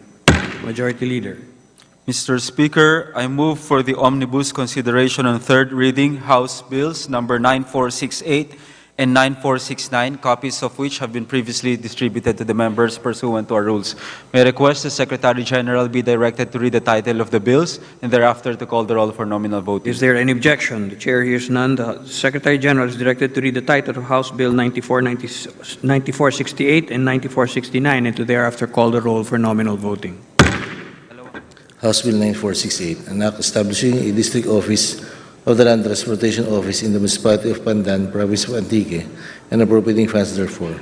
House Bill 9469, an act converting the Land Transportation Office of the NETA District Office into a Class A District Office, renaming the same as the Land Transportation Office, B na law ng District Office, and appropriating funds therefore. Roll call of members in consideration third reading of House Bill numbers 9468 and 9469.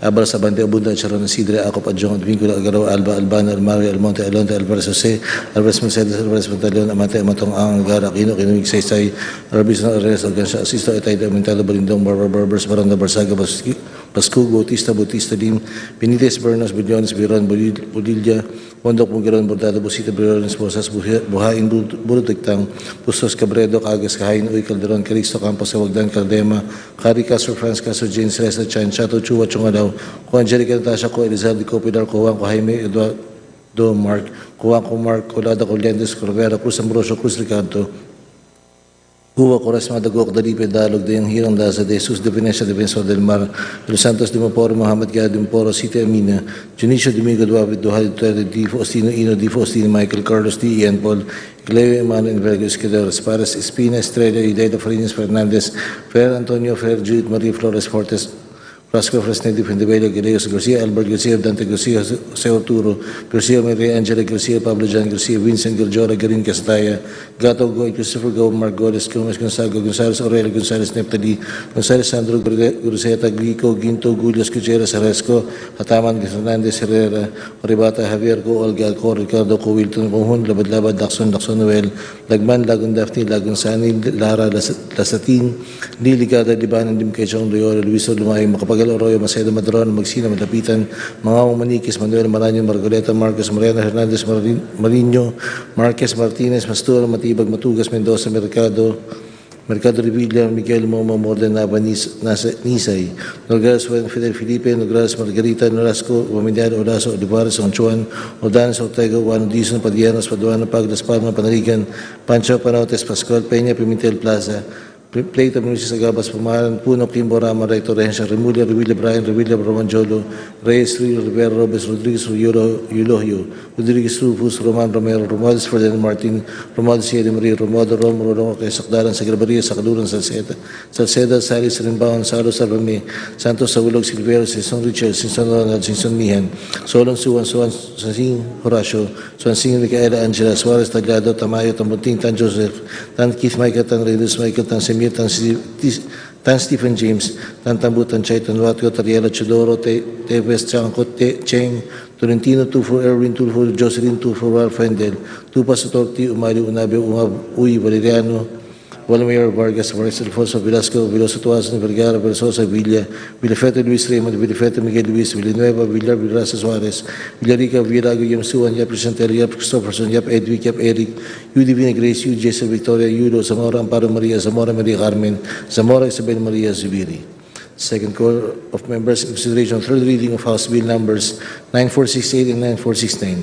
Acharon, Almario, Alvarez Jose, Alvarez Mercedes, Alvarez Pantaleon, Matong, Barsaga, Bautista, Biron, Bolilla, Calderon, Co, Angelica Natasha, Co, Elizalde, De Venecia, De Los Santos, Duavid, Duhari, Duterte, Cleo, Fernandez, Ferrer, Juliet Marie, Frasco, Garcia, Pablo Jan, Gato, Gomez, Gonzago, Gonzalo, Sandro, Horibata, Labad-Labad, Dibanan, Mariano Hernandez, Mendoza, Nograles, Margarita, Olaso, Paduana, Pimentel, Primis, Agabas, Pumaran, Romulo, Sakdaran, Sakaluran, Salvame, Singson, Richel, Singson, Ronald, Solon, Tan Reynolds, Michael, Tan Samir, Tan Stephen James, Tan Tambu, Tutor, T. Unabia, Unga, Velasco, Villa, Villafete, Luis Raymond, Villafete, Miguel Luis, Villanueva, Villar, Villarasa Suarez, U. Divine Grace, Zamora, Maria Carmen.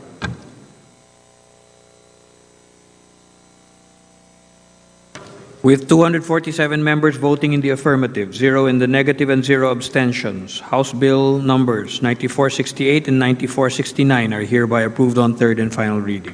Majority Leader. Mr. Speaker, I move for the omnibus consideration on third reading, House Bills number 9500, 9501, 9507, 9508, and 9509, the copies of which have been previously distributed to the members pursuant to our rules. May I request that the Secretary General be directed to read the title of said bills and thereafter to call the roll for nominal Is voting. there any objection? The Chair hears none. The Secretary General is directed to read the titles of House Bills numbers 9500, 9501, 9507, 9508, and 9509, and to thereafter call the roll for nominal voting. House Bill number 9500, an act changing the name of New Partido High School in Barangay Katagbakan, Municipality of Goa, Province of Camarines Sur to New Partido National High School. House Bill number 9501, an act changing the name of San Sebastian Fisheries High School in Barangay San Sebastian, Municipality of Logonoy, Province of Camarines Sur to San Sebastian National High School. House Bill 9507, an act establishing a Technical Education and Skills Development Authority Training and Assessment Center in the 6th Congressional District of Quezon City and appropriating funds therefore. House Bill number 9508, an act establishing a Technical Education and Skills Development Authority Training and Assessment Center in the Municipality of Kawayan, Province of Biliran, and appropriating funds therefore. House Bill number 9509, an act establishing a Technical Education and Skills Development Authority Training and Assessment Center in the Municipality of Rizal, Province of Nueva Ecija, and appropriating funds therefore.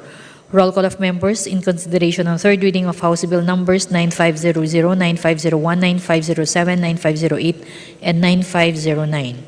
Abalo Sabante Abunda Charon Asidre Ako Padyong Advincula Agaraw Alba Albano Almario Almonte Alonte Alvarez Jose Alvarez Mercedes Alvarez Pantaleon Amante Amatong Ang Angara Kino Magsaysay Arbison Arenas Arrogancia Asistio Atayde Aumentado Balindong Barba Barbers Baronda Barzaga Bascu Bautista Bautista Lim Benitez Bernos Billones Biron Bolilla Bondok Monggalon Bordado Bosita Briones Brosas Buhain Bulot Begtang Bustos Cabredo Cagas Kahayon Uy Calderon Calixto Campos Kawagdan Cardema Cari Castro Franz Castro Jean Celeste Chan Chato Chua Chunggalaw Ko Angelica Natasha Ko Elizalde Ko Pilar Ko Juanco Jaime Eduardo Marco Ko Juanco Mark Colada Colliantes Corvera Cruz Ambrosio Cruz Ricardo Cuwa Quaresma Dagook Dalipe Dalog Dayang Hirang Daza de Jesus de Venecia Defensor del Mar de los Santos de Maporo Muhammad Kali de Maporo City Amina Dionisio Domingo Duavit Duhali Duterte Di Faustino Ino Di Faustino Michael Carlos D. Ian Paul, Ecleo Emano Enverga Escudero Espares Espina Estrella Yodela Farinas Fernandez Ferrer Antonio Ferrer Juliet Marie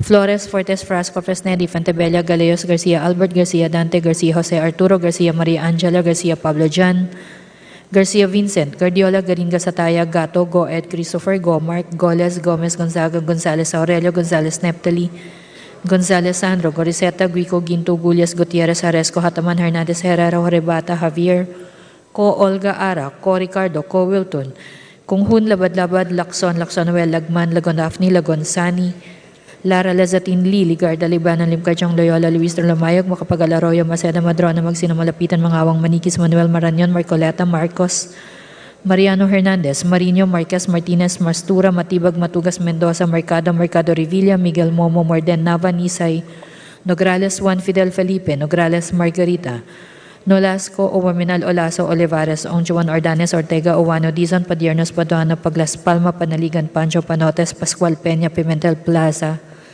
Plato, Premisa, Sagabas, Pumaren, Puno, Kimbo, Rama, Rector, Regencia, Remulia, Revilla, Brian, Revilla, Ramonjolo, Reyes, Rillo, Rivera, Robes, Rodriguez, Euloyo, Rodriguez, Rufus, Roman, Romero, Romualdez, Ferdinand Martin, Romualdez, Yada Marie, Romualdo, Romulo, Roque, Sakdalan, sa Garbaria, sa Kaluran, Salceda, Sali, Salimbangon, Salos, Salvame, Santos, Saulug, Silverio, Singson, Richel, Singson, Ronald, Singson, Mihan, Solon, Suwan, Swansing, Horacio, Swansing, Micaela, Angela, Suarez, Talyado, Tamayo, Tambunting, Tan Joseph, Tan Keith, Micah, Tan Reynolds, Michael, Tan Samir, Tan Stephen James, Tan Tambut, Tan Chay, Tan Watco, Tariela, Teodoro, Tevas, Tiangco, Tiang, Tolentino, Tulfo Irwin, Tulfo Jocelyn, Tulfo Ralph Wendell, Tupas, Tutorti, Umali, Unabia, Ungab, Uy, Valeriana, Valmayor, Vargas, Vargas Alfonso, Velasco, Veloso Tuazon, Vergara, Verzosa, Villa, Villafuerte Luis Raymond, Villafuerte Miguel Luis, Villanueva, Villar, Villarasa Suarez, Villarica, Villalago, Yamsuan, Yap Christiantel, Yap Christopherson, Yap Edvic, Yap Eric, U. Divina Grace, U. Jaisal Victoria, Yulo, Zamora Amparo Maria, Zamora Maria Carmen, Zamora Isabel Maria, Zubiri.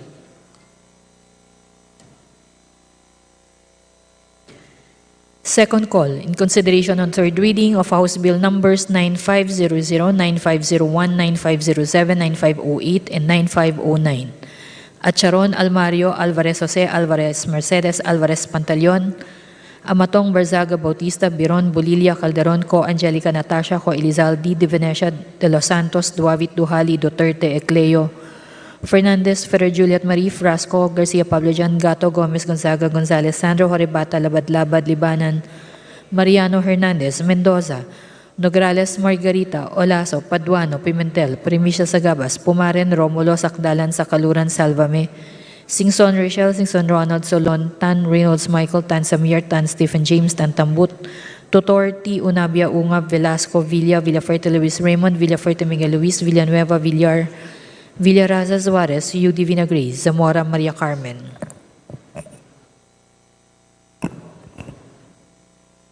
With 247 members voting in the affirmative, 0 in the negative, and 0 abstentions, House Bill numbers 9500, 9501, 9507, 9508, and 9509 are hereby approved on third and final reading. Majority Leader. Mr. Speaker, I move for the omnibus consideration on third reading House Bills number 9504 and 9505, copies of which have been previously distributed to the members pursuant to our rules. May I request that Secretary General be directed to read the title of said bills and thereafter to call the roll for nominal voting. Is there any objection? The Chair hears none. The Secretary General is directed to read the titles of House Bills numbers 9504 and 9505 and to thereafter call the roll for nominal voting. House Bill number 9504, an act establishing a special economic zone in the city of Bacolod, province of Negros Occidental, creating for the purpose the Bacolod Special Economic Zone Authority and appropriating funds therefore.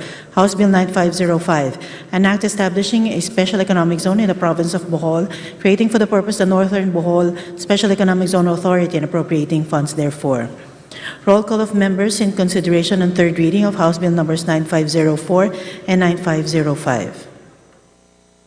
Abalos, Abante, Abunda, Chorona, Sidria, Ako, Padyong, Advincula, Agaraw, Alba, Albano, Almario, Almonte, Alonte, Alvarez Jose, Alvarez Mercedes, Alvarez Pantaleon, Amante, Amatong, Ang Angara, Kino, Magsaysay, Orbison, Arena, Sarugansya, Asistio, Atayde, Aumentado, Balindong, Barba, Barbers, Baronda, Barzaga, Basco, Bautista, Bautista, Lim, Benitez, Bernos, Biliones, Biron, Bolilia, Bondok, Bongalon, Bordado, Bosita, Briones, Brosas, Buhayin, Bulitbegtang, Bustos, Cabredo, Cagas, Cayonil, Calderon, Calixto, Campos, Cawagdan, Cardema, Cari, Castro France, Castro Jane, Celeste Chanchato, Chua, Shongalao, Co, Angelica Natasha, Co, Lizalde, Co, Pilar, Coanco, Jaime, Eduardo Mark, Coanco Mark, Colado, Coliantes, Covera, Cruz Ambrosio, Cruz Ricardo, Cua, Cuaresma, Dugoc, Delipe, Dalog, Deyang Hirang, Daza de Jesus, De Venecia, Defensor del Mar de los Santos, Dimaporo Muhammad Khalid, Dimaporo City Amina, Junicio Domingo, David, Duali, Duterte, Di Faustino Ino, Di Faustino Michael Carlos, Di Ian Paul, Ecleo Emano, Enverga, Escudero, Espares, Espina, Estrelio, Dela, Farinas, Fernandez, Ferrer Antonio, Ferrer Juliet Marie, Flores, Fortes, Frasco, Fresnedi, Fuentebella, Galeos, Garcia Albert, Garcia Dante, Garcia Jose Arturo, Garcia Maria Angela, Garcia Pablo John, Garcia Vincent, Guardiola Garin, Gasataya Gato, Goet Christopher, Gomark, Goles, Gomez, Gonzaga, Gonzales Aurelio, Gonzales Neptali, Gonzales Sandro, Coriseta, Gico, Ginto, Gulias, Gutierrez, Aresco, Ataman, Hernandez, Herrera, Oribata, Javier, Co Olga, Co Ricardo, Co Wilton, Congun, Labadabad, Lacson, Noel, Lagman, Lagon Daphne, Lagon Sani, Lara Lazatin, Lee, Ligarda, Libanan, Kaichong, Loyola, Luisor, Lumayang, Macapagal-Arroyo, Maceda, Madrono, Magsino, Malapitan, Mangawang, Manibis, Manuel, Marañon, Marcoleta, Marcos, Mariano, Hernandez, Marina Marquez, Martinez Mastura, Matibag Matugas, Mendoza, Mercado, Mercado Revilla, Miguel Momo, Mordem Nava, Nisay, Nograles Juan Fidel Felipe, Nograles Margarita, Lasco, Aminal, Olaso, Olivares, Ongchuan, Orlanes, Ortega, Buyan, Dizon, Padirnos, Paduano, Paglas, Palma, Panadigan, Pancho, Panotes, Pascual Peña, Pimentel Plaza, Dato Primicia Sagabas, Pomaren, Puno, Kimbo, Rama, Recto, Regencia, Rimulya, Revilla Bryan, Revilla Ramon Jolo, Reyes, Rillo, Rivera, Robes, Rodriguez Iloyo, Rodriguez Rufus, Roman Romero, Romualdez Ferdinand Martin, Romualdez Yeda Marie, Romualdo Romulo Roque, Sakdanan, Sagabaria, Sakaluran, Salceda, Sali, Salimbangon, Salo, Salvame, Santos, Saulog, Silverio, Singson Richel, Singson Ronald, Singson Mihan, Solon, Suwan, Swansing Horacio, Swansing Micaela Angela, Suarez Taliado, Tamayo, Tambunting, Tan Joseph, Tan Keith Micah, Tan Reynolds Michael, Tan Samir, Tan Stephen James, Tan Tambut, Tan Shay, Tan Watco, Tariel Teodoro, Teves, Tiangco, Tieng Tolentino, Tulfo Irwin, Tulfo Jocelyn, Tulfo Ralph Wendell, Tupas Tutor, T. Umali, Unabia, Ungab, Uy, Valeriano, Vilmayor Vargas, Vargas Alfonso, Velasco, Veloso Tuazon, Vergara, Versosa, Villa, Villafuerte Luis Raymond, Villafuerte Miguel Luis, Villanueva, Villar, Villarasa Suarez, Villarica, Villago, Yam Suwan, Yap Christian Tel, Yap Christopherson, Yap Edvic, Yap Eric, Yudivina Grace, Jason Victoria, Yulo, Zamora Amparo Maria, Zamora Maria Carmen, Zamora Isabel Maria, Zuwiri.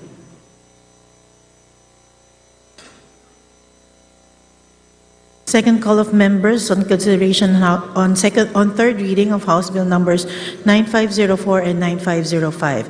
Acharon Almario Alvarez Social, Alvarez Mercedes, Alves Pantaleon, Amatong Barzaga, Bautista Biron, Bolivia, Calderon, Co Angelica Natasha, Co Elizalde de Venecia, De Los Santos, Duavi, Duhalio, Duterte, Ecleo Fernandez, Fidel Juliet Marie, Frasco, Garcia Pablo Jan, Gato Gomez, Gonzaga, Gonzales Sandro, Oribata, Labad-Labad, Libanan, Mariana Hernandez Mendoza, Nograles Margarita, Olaso Paduano, Pimentel Primicia Sagabas, Pomaren, Romulo Sakdanan, Sakaluran Salvame, Singson Richel, Singson Ronald, Solon, Tan Reynolds Michael, Tan Samir, Tan Stephen James, Tan Tambut, Tutor, T. Unabia, Unga, Velasco, Villa, Villaferde Rimes Raymond, Villaferde Miguel Luis, Villanueva, Villar, Villarasa Suarez, U Divina Grace, Zamora Maria Carmen.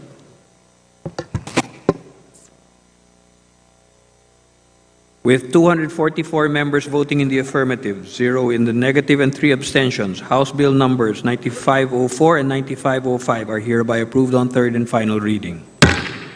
Majority Leader. Mr. Speaker, I move for the immediate transmittal of copies of the bills which were approved on third reading in today's session. Is there any objection? The Chair hears none. The motion is approved. Majority Leader. Mr. Speaker, under the calendar of business for today, I move that we consider House Bill number 9034 as contained in Committee Report number 737 submitted by the Committee on Foreign Affairs. Is there any objection? The Chair hears none. The Secretary General is directed to read the title of House Bill 9034. House Bill number 9034, an act establishing the archipelagic sea lanes in the Philippine archipelagic waters, prescribing the rights and obligations of foreign ships and aircraft, exercising the right of archipelagic sea lanes passage. Majority Leader. Mr. Speaker, I move that we open the period of sponsorship and debate. Is there an objection? The Chair hears none. The period of sponsorship and debate is hereby open. Majority Leader. Mr. Speaker, I move that we recognize the chairperson of the Committee on Foreign Affairs to begin the sponsorship of the measure. The chairperson of the Foreign Affairs Committee, the Honorable Rachel Arenas of the 3rd District of Pangasinan, is recognized. Mr. Speaker, I stand before you today with an urgent call to action, the call for the swift passage of House Bill 9034, an act establishing the archipelagic sea lanes in the Philippines' archipelagic waters, prescribing the rights and obligations of foreign ships and aircraft, exercising the right of archipelagic sea lanes passage. This bill will serve as our shield against nations challenging our sovereignty and reflect our commitment to fortifying the essence of our national interest. Its enactment is crucial in completing the Philippine Archipelagic House and solidifying the integrity of our country's maritime domain. In 2009, the Philippines took a monumental step with the passage of the Baselines Law, aligning our maritime jurisdictions with the United Nations Convention on the Law of the Sea. This legislation affirmed our identity as an archipelagic state, unifying our scattered islands into one cohesive and singular entity, politically, economically, and culturally. However, this milestone marked only the first step in our journey toward full recognition as an archipelagic state. Still needs to be done, however, are the legislations on the following. 1, to define the maritime jurisdictions of the Philippines under UNCLOS, and 2, to designate the archipelagic sea lanes in Philippine archipelagic waters to rationalize and prevent arbitrary international passage in our archipelago. In May 2003, the House unanimously approved the bill defining the Philippine maritime zones on third reading. This leaves Congress with the final task of establishing the country's ASLs needed to secure our maritime sovereignty. As chairperson of the Committee on Foreign Affairs and a principal author of this legislation, allow me to emphasize its significance in 3 critical aspects: national security, protection of our maritime biodiversity, and compliance with our international obligations under UNCLOS. Number 1, our strategic position in the Indo-Pacific region underscores the sacred duty bestowed upon us, the duty to safeguard our territorial integrity and national security. With UNCLOS balancing the interests of archipelagic states and maritime powers, 2 options are before us: to proactively designate ASLs or to perilously waive this right in favor of foreign vessels. Recognizing the need to protect our territorial integrity and promote national security comes the wisdom embodied in House Bill 9034. Choosing to define ASLs ourselves is far more preferable than relinquishing this right to maritime user states to determine their own routes normally used for international navigation. Asserting our sovereignty to delineate ASLs allows us to establish clear boundaries in alignment with our strategic objectives and ensure that the definition remains within the bounds of our national interest, free from external influence and interpretation. Aside from the 3 ASLs provided in the proposed measure, House Bill 9034 also empowers the President to substitute or add ASLs for compelling reasons relevant to national security, the preservation of key biodiversity areas, and the safety of navigation. Upon passage, this bill will undeniably fortify Philippine maritime security, furnishing us with substantial leverage to actively shape and influence the ever-evolving dynamics of the region's maritime environment. 2, the failure to designate ASLs not only endangers our national security, but strikes at the heart of our maritime biodiversity, a heritage passed down through generations. Non-designation of ASLs leaves our marine protected areas exposed and vulnerable. The unbridled passage of foreign vessels into Philippine waters poses a significant threat to the integrity of our precious coral reefs and the diverse marine life within the archipelago. Preserving a marine biodiversity, therefore, is a critical imperative. The damage to Bataha Reef in 2013 is a stark reminder of the urgency of this patriotic endeavor. This bill meticulously outlines environmental responsibilities for foreign ships, placing us at the forefront of the battle to protect our precious marine ecosystems. 3, as a signatory to UNCLOS, the Philippines bears the responsibility of aligning its domestic legislation with the provisions of the Convention. The bill, aptly referencing the International Maritime Organization and universally accepted international regulations, underscores our commitment to fulfilling this obligation. While meticulously considering the diverse facets of our national interests, it is paramount that we assume the role of a responsible stakeholder in this community of nations. The designation of ASL should be viewed from the perspective of benefit and obligation.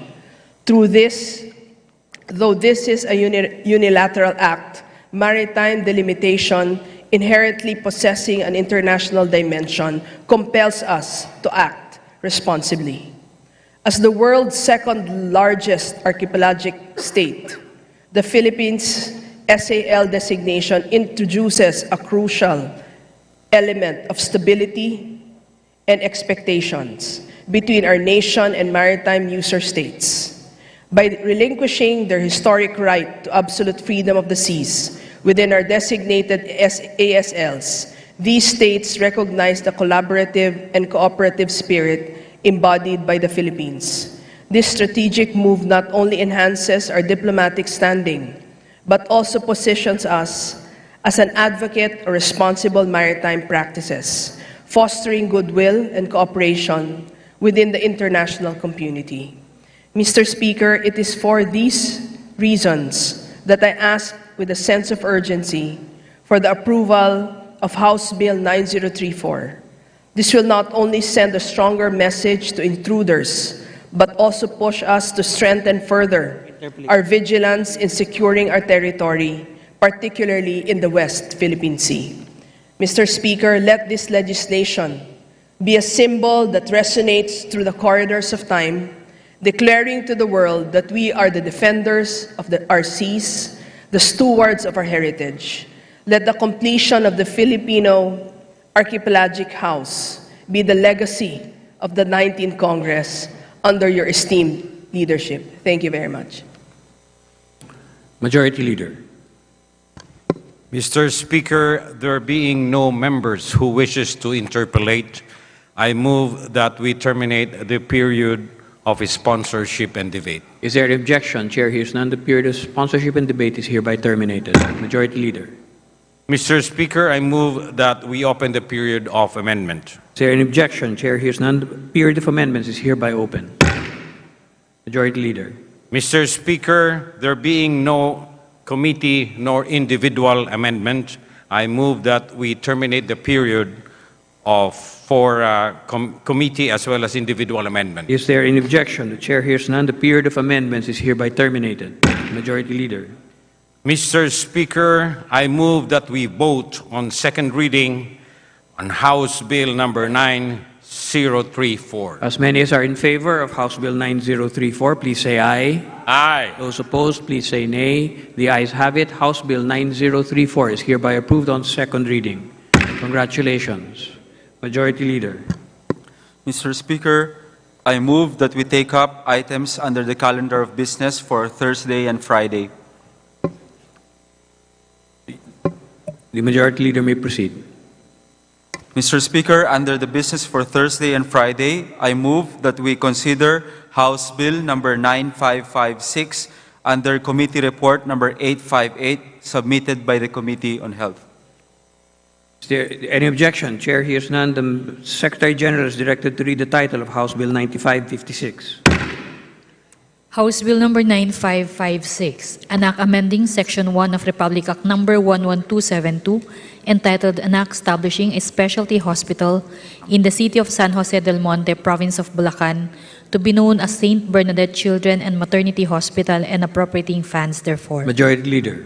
Mr. Speaker, I move that we open the period of sponsorship and debate. Is there any objection? Chair hears none. The period of sponsorship and debate is hereby open. Majority Leader. Mr. Speaker, I move for the adoption of the explanatory note in the bill as the sponsorship speech. Is there any objection? Chair hears none. The explanatory note is hereby adopted as a sponsorship speech. Majority Leader. Mr. Speaker, there being no member who wishes to interpellate, I move that we terminate the period of interpellation. Is there an objection? Chair hears none. The period of interpellation is hereby terminated. Majority Leader. Mr. Speaker, I move that we open the period of amendment and approve the committee amendments, if any, as contained in the respective committee reports of the aforementioned. Is there any objection? The Chair hears none. The period of amendments is hereby open. Majority Leader. Mr. Speaker, There being no individual amendment, I move that we close the period of amendment. Is there an objection? The chair hears none. The period of amendments is hereby terminated. Majority Leader. Mr. Speaker, I move that we vote on second reading House Bill number 9556 under Committee Report number 858. As many as are in favor of House Bill 9556, please say aye. Those opposed, please say nay. The ayes have it. House Bill 9556 is hereby approved on second reading. Majority Leader. Mr. Speaker, under the calendar of business for Thursday and Friday, I move for the omnibus consideration of the following House bills. House Bill number 9586 under Committee Report number 862. House Bill number 9589 under Committee Report number 865. House Bill number 9590 under Committee Report number 866. House Bill number 9592 under Committee Report number 867. House Bill number 9593 under Committee Report number 868. House Bill number 9594 under Committee Report number 869. House Bill number 9601 under Committee Report number 870. And House Bill number 9602 under Committee Report number 871. Is there any objection? The chair hears none. The Secretary General is directed to read the titles of the aforementioned bills. House Bill number 9586, an act providing for the construction of a tri-level interchange along MC Briones Street, corner UN Avenue, Mandaue City, Province of Cebu, and appropriating funds therefor. House Bill 9589, an act providing for the construction of a national highway in the municipality of Baloy, Province of Lanao del Norte, to be known as the Baloy Bypass Road, and appropriating funds therefor. House Bill 9590, an act providing for the construction of a national highway from the junction of Linamon, Zamboanga Road, traversing Sitio Bocana, located in Barangay Pigcarangan, Sitios Lamak and Aloha, both located in Barangay Poblacion, all located in the municipality of Tubod, through Barangay Sagadan and Baroy Daku, both located in the municipality of Baroy, through Barangays Rauan, Gumagamot, Kamalan, Pasita, Darumawang, Matampay, Darumawang Ilaya, and El Salvador, all located in the municipality of Lala, through Barangay Concepcion and the junction of Linamon Zamboanga National Road at Barangay Lapinig in the municipality of Kapatagan, all located in the province of Lanao del Norte, to be known as the Kapatagan Valley Coastal Road, and appropriating funds therefor. House Bill 9592, an act separating the Lapuyan National High School, Carpoc Extension in Barangay Carpoc, Municipality of Lapuyan, Province of Zamboanga del Sur, from the Lapuyan National High School, converting it into an independent national high school to be known as the Carpoc National High School, and appropriating funds therefor. House Bill 9593, an act separating the Lapuyan National High School, Pampang Extension, in Barangay Pampang, Municipality of Lapuyan, Province of Zamboanga del Sur, from the Lapuyan National High School, converting it into an independent national high school to be known as the Pampang National High School, and appropriating funds therefor. House Bill 9594, an act separating the Paulino Dari National High School, Liguac Extension in Barangay Liguac, Municipality of Pitogo, Province of Zamboanga del Sur, from the Paulino Dari National High School, converting it into independent national high school to be known as the Liguac National High School, and appropriating funds therefor. House Bill 9601, an act creating a high school for sports in the municipality of Bagac, Province of Bataan, to be known as the Bataan High School for Sports, and appropriating funds therefor. House Bill 9602, an act establishing the Baybay City National High School for Sports in Baybay City, Province of Leyte, and appropriating funds therefor. Majority Leader. Mr. Speaker, I move that we open the period of sponsorship and debate. Is there any objection? Chair hears none. The period of sponsorship and debate is hereby open. Majority Leader. Mr. Speaker, I move that we consider the respective explanatory notes as the sponsorship speeches of the said bills. Is there any objection? The chair hears none. The respective explanatory notes are hereby adopted as their sponsorship speeches. Majority Leader. Mr. Speaker, there being no member who wishes to interpellate on the said local bills, I move that we terminate the period of interpellation. Is there an objection? The chair hears none. The period of interpellations is hereby terminated. Majority Leader. Mr. Speaker, I move that we open the period of amendments and approve the committee amendments, if any, as contained in the respective committee reports of the aforementioned bills. Is there any objection? The chair hears none. The period of amendments is hereby open. Majority Leader. Mr. Speaker, there being no member who wishes to introduce individual amendment, I move that we terminate the period of amendment. Is there an objection? Chair hears none. The period of amendments is hereby terminated. Majority Leader. Mr. Speaker, I move that we vote on second reading the following House bills: House Bill number 9586, House Bill number 9589, House Bill number 9590, House Bill number 9592, House Bill number 9593, House Bill number 9594, House Bill number 9601, and House Bill number 9602. There is an omnibus motion to approve on second reading the aforementioned local bills. As many as are in favor, please say aye. Those opposed, please say nay. The ayes have it. House Bills 9586, 9589, 9590, 9592, 9593, 9594, 9601, and 9602 are hereby approved on second reading. Majority Leader. Mr. Speaker, I move that we now proceed with the additional reference of business and request that the Secretary General be directed to read the title of the bills and resolutions on first reading, as well as communications and committee reports. Is there any objection? The Chair hears none. The Secretary General is directed to read the titles of bills and resolutions on first reading, as well as messages, communications, and committee reports for referral to the appropriate committees. Additional reference of business. Resolutions. House Concurrent Resolution 19. Concurrent Resolution concurring with Proclamation Number 403 of the President of the Republic of the Philippines, dated November 22, 2023, entitled Granting Amnesty to Members of the Revolutionaryong Partido ng Manggagawa ng Pilipinas, Revolutionary Proletarian Army, Alex Bungkayo Brigade, RPMP, RPA, ABB, who have committed crimes punishable under the revised penal code and special penal laws in furtherance of their political benefits by Representatives Romualdez Ferdinand Martin, Gonzales Aurelio, Dalipe, Libanan, Marcos, Romualdez Marie, and Asidre. To the Committee on Justice and the Committee on National Defense and Security. House Concurrent Resolution 20. Concurrent Resolution concurring with Proclamation Number 404 of the President of the Republic of the Philippines, dated November 22, 2023, entitled Granting Amnesty to Former Members of the Communist Party of the Philippines, New People's Army, National Democratic Front, CCP, NPA, NDF, have committed crimes punishable under the revised penal code and special penal laws in furtherance of their political benefits by Representatives Romualdez Ferdinand Martin, Gonzales Aurelio, Dalipe, Libanan, Marcos, Romualdez Marie, and Asidre. To the Committee on Justice and the Committee on National Defense and Security. House Concurrent Resolution 21. Concurrent Resolution concurring with Proclamation Number 405 of the President of the Republic of the Philippines, dated November 22, 2023, entitled Granting Amnesty to Members of the Moro Islamic Liberation Front, MILF, who have committed crimes punishable under the revised penal code and special penal laws in furtherance of their political benefits by Representatives Romualdez Ferdinand Martin, Gonzales Aurelio, Dalipe, Libanan, Marcos, Romualdez Marie, and Asidre. To the Committee on Justice and to the Committee on National Defense and Security.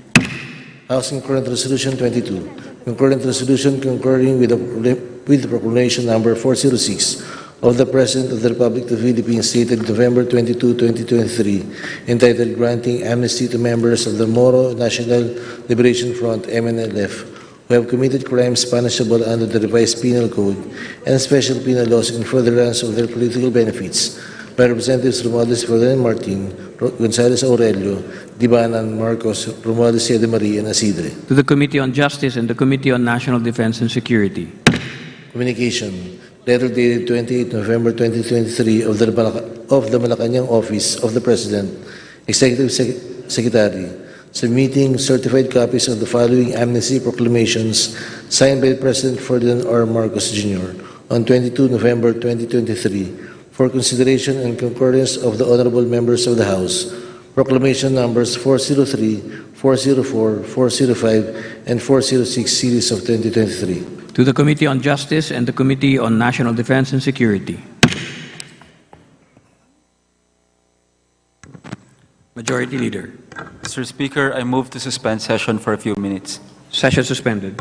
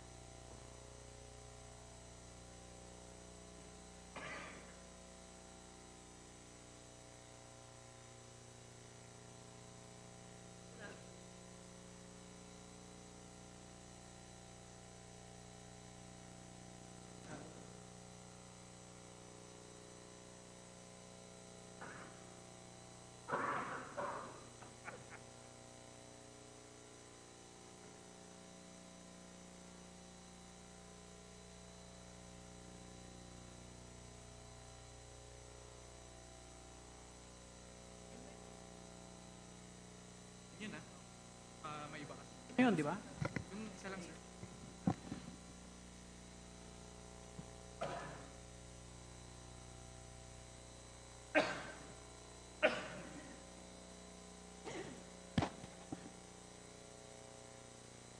Session resumes. Majority Leader. Mr. Speaker, under the calendar of business, I move that we consider House Bill 9430 in the committee report number 812, and I ask the Secretary General to be instructed to read the title of the bill with the, title of the bill. Is there any objection? The Chair hears none. The Secretary General is directed to read the title of House Bill 9430. House Bill 9430, an act further strengthening union organization and disallowing cancellation of union registration, amending for the purpose Presidential Decree number 442 as amended, otherwise known as the Labor Code of the Philippines. Majority Leader. Mr. Speaker, I move that we recognize Vice Chairperson of the Committee of Labor, Vice Chairperson Gus Tabunting of the 2nd District of Parañaque City for his sponsorship speech. The Vice Chairman of the Labor and Employment Committee, the Honorable Gus Tambunting of the 2nd District of Parañaque City, is recognized to sponsor the measure. Good afternoon, Mr. Speaker and distinguished colleagues. May I first sincerely thank the authors, Deputy Speaker Raymond Mendoza and Representative Eduardo Villanueva, for espousing House Bills numbered 5536 and 5789, which the Committee on Labor and Employment has submitted under Committee Report number 816 for consideration of this august body. Building on what the country has worked towards, the Committee on Labor and Employment presents this piece of legislation to continue our goal to eradicate restrictive provisions that prohibit the constitutionally guaranteed rights of workers to self-organization, collective bargaining and negotiations, and peaceful concerned activities, including the right to strike. Today, we propose to limit the applicability of the authority given to the Secretary of Labor and Employment when assuming jurisdiction over labor disputes in an industry indispensable to national interest by changing the operative phrase indispensable to national interest to engage in essential services. B, enjoining the Secretary of Labor to resolve or settle disputes within 15 days and allowing the parties to automatically exercise their right to strike in cases when there is no decision from the Secretary. And C,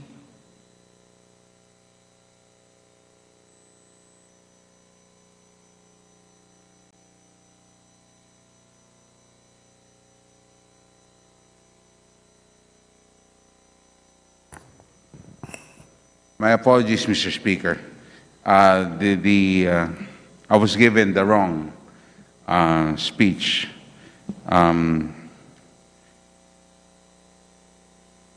The right to self-organization is a universal human right of workers, as manifested in Article 3, Section 8 of the Bill of Rights of the 1987 Philippine Constitution and the ILO Convention number 87 on freedom of association.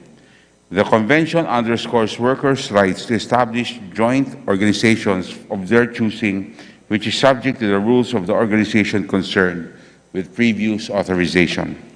It is significant to note that the ILO Committee of Experts on the application of conventions and recommendations found that the country's current implementation of 20% membership requirement for registration of independent union and the 10 local chapters requirement for registration of federation and national unions in the country are extremely high, which effectively constitutes a restraint in the exercise of freedom of association. Mr. Speaker, distinguished colleagues, We therefore propose to align certain provisions of the Labor Code of the Philippines as amended by the ILO Convention 87. The measure at hand provides a long overdue commitment of the Philippine government to bring national legislation in conformity with the said convention, which was ratified in the country on December 29, 1953. Mr. Speaker, may I submit for plenary consideration House Bill number 9340, an act further strengthening the union organization, disallowing the cancellation of union registrations, amending the purpose, Presidential Decree number 442 as amended, otherwise known as the Labor Code of the Philippines, authored by Representatives Raymond Mendoza and Brother Eddie Villanueva.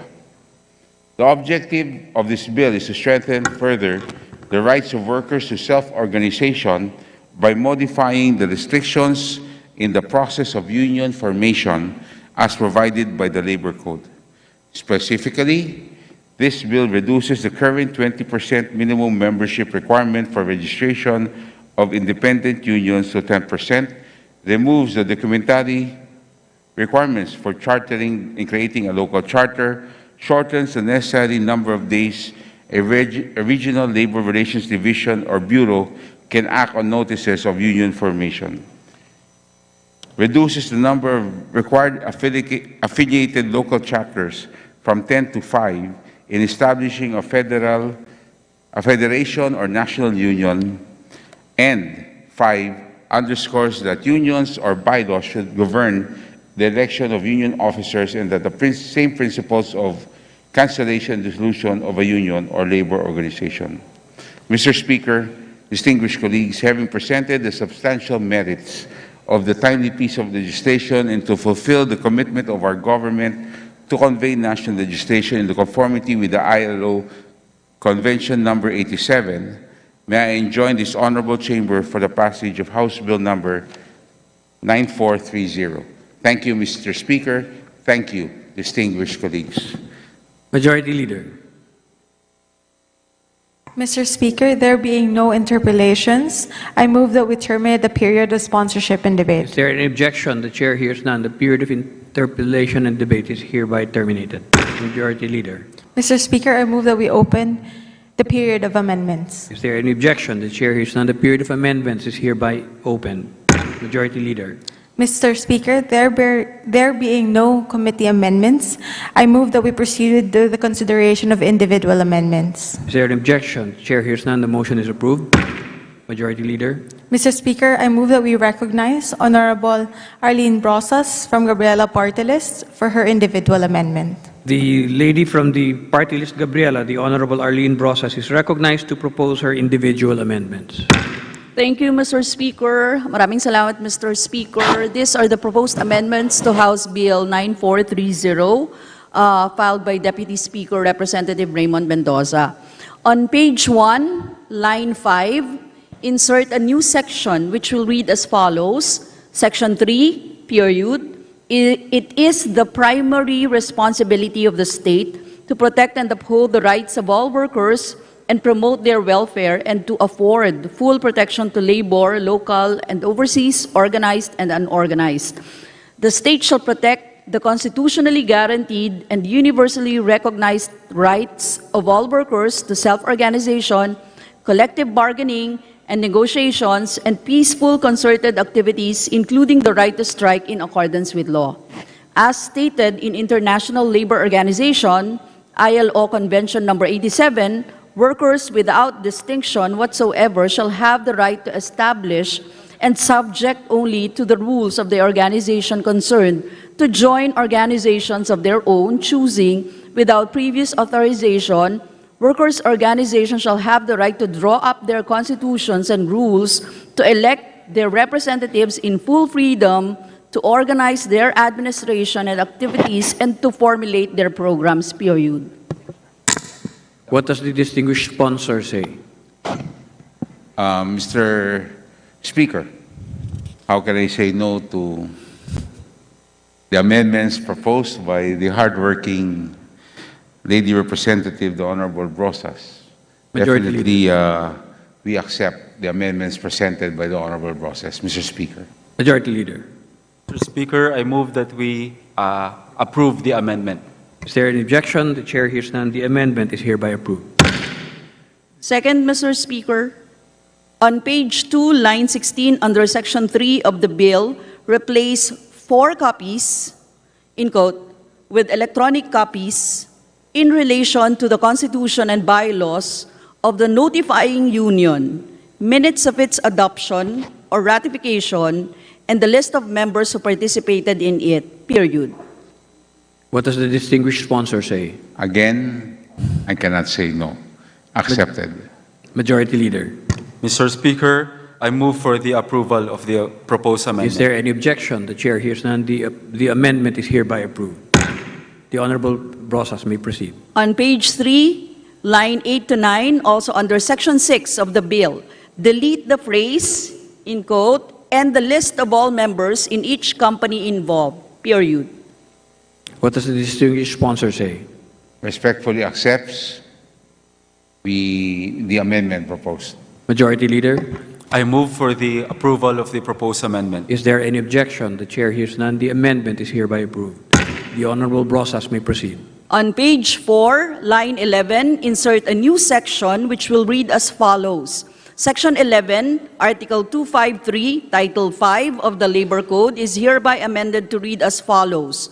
Article 253, Coverage and Employees' Right to Self-Organization. All persons employed in service, industrial, and agricultural enterprises and in religious, charitable, medical, or educational institutions, whether operating for profit or not, regardless of employment status, including those employed in special economic zones, shall have the right to self-organization and to form, join, or assist labor organizations of their own choosing for purposes of collective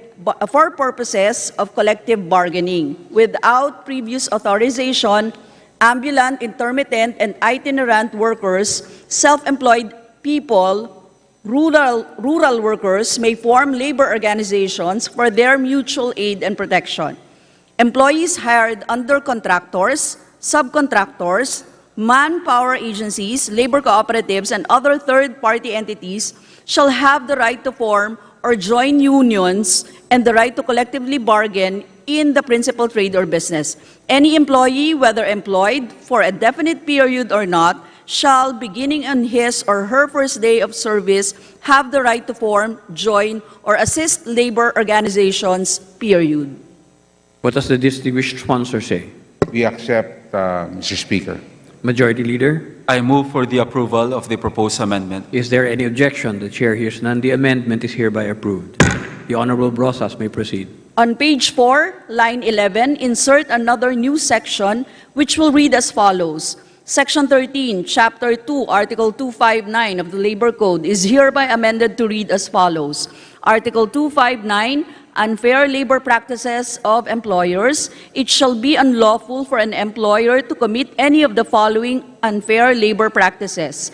A, to interfere with, restrain, or coerce employees in the exercise of their right to self-organization, to collective bargaining and negotiations, and to engage in peaceful concerted activities, including the right to strike in accordance with this code. B, to require as a condition of employment that a person or an employee shall not join in a labor organization or shall withdraw from one to which they belong.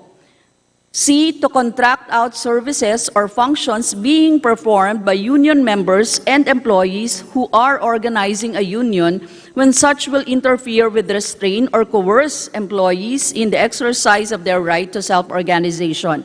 D, to conduct a performance review or assessment of employees during the formation of a union up to 1 year after the filing of union notification that may undermine the security of tenure and union membership of an employee.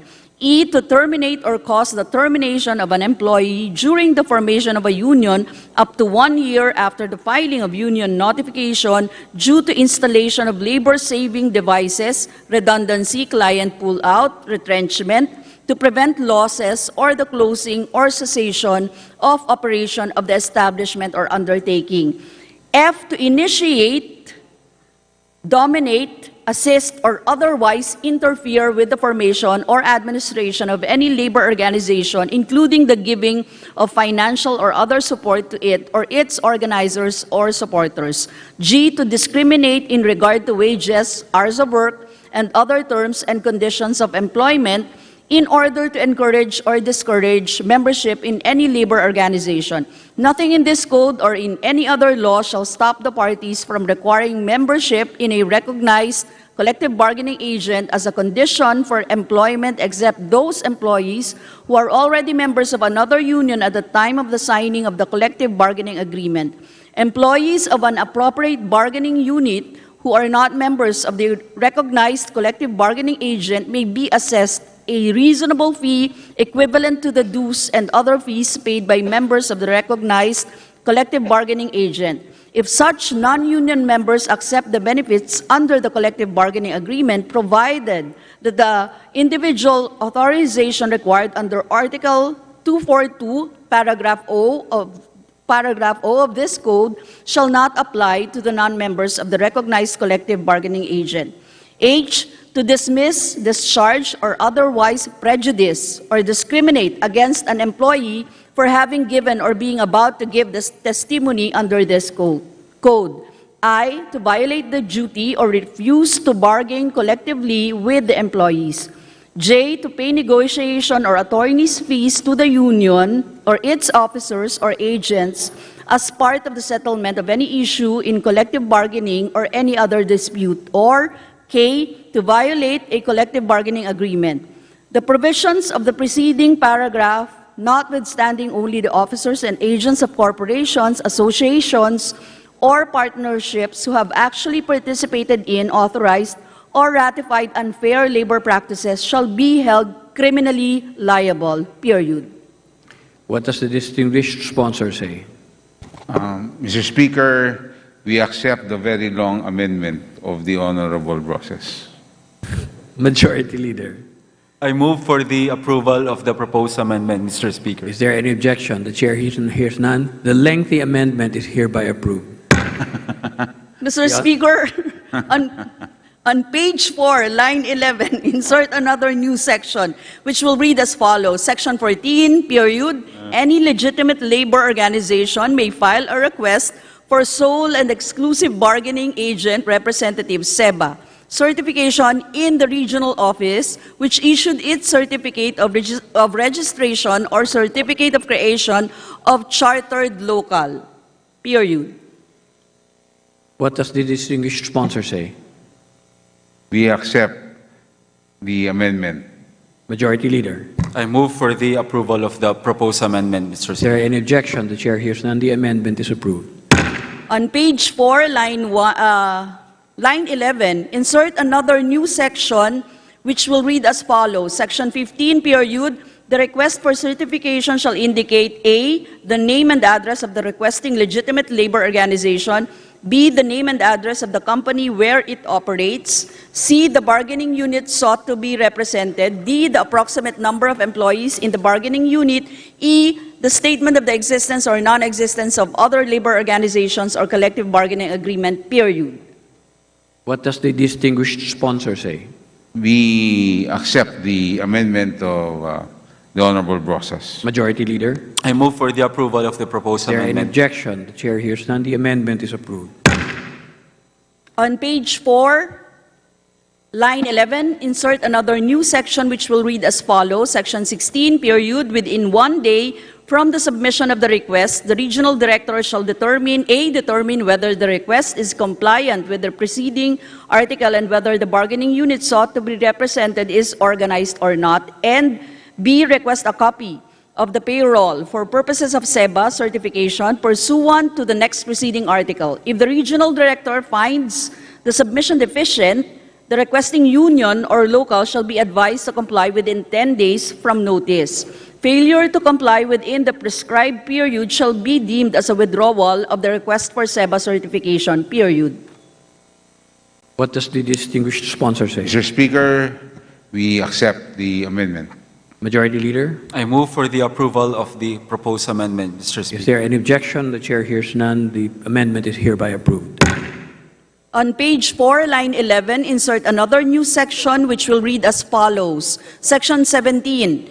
If the regional director finds the establishment unorganized with only one legitimate labor organization, they shall call a conference within 5 work days for the submission of the following. A, the names of employees in the covered bargaining unit who signify their support for the certification, provided that said employees comprise at least majority of the number of employees in the covered bargaining unit, and B, certification under oath by the president of the requesting union or local that all documents submitted are true and correct based on their personal knowledge. The submission shall be presumed to be true and correct unless contested under oath by any member of the bargaining unit during the validation conference. For this purpose, the employer or any representative of the employer shall not be deemed a party in interest, but only as a bystander to the process of certification.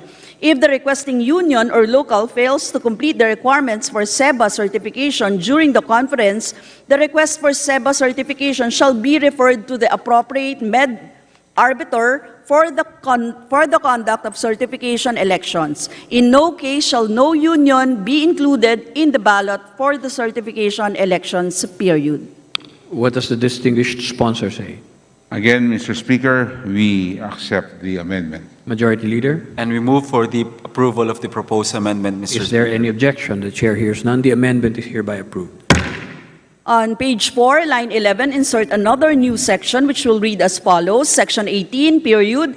If the regional director finds the requirements complete, they shall issue during the conference a certification as sole and exclusive bargaining agent enjoying the rights and privileges of an exclusive bargaining agent of all the employees in the covered bargaining unit. The regional director shall cause the posting of the SEBA certification for 15 days in at least 2 conspicuous places in the establishment or covered bargaining unit, period.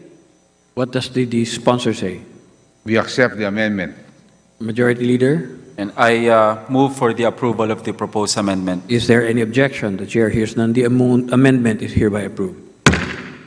On page 4, line 11, insert another new section which will read as follows. Section 19, period. Upon the issuance of the certification as sole and exclusive bargaining agent, the certified union or local shall enjoy all the rights and privileges of an exclusive bargaining agent of all the employees in the covered bargaining unit. The certification shall bar the filing of a petition for certification, election by any labor organization for a period of 1 year from the date of its issuance. Upon expiration of this 1-year period, any legitimate labor organization may file a petition for certification election in the same bargaining unit represented by the certified labor organization, unless a collective bargaining agreement between the employer and the certified labor organization was executed and validly registered with the regional office, period.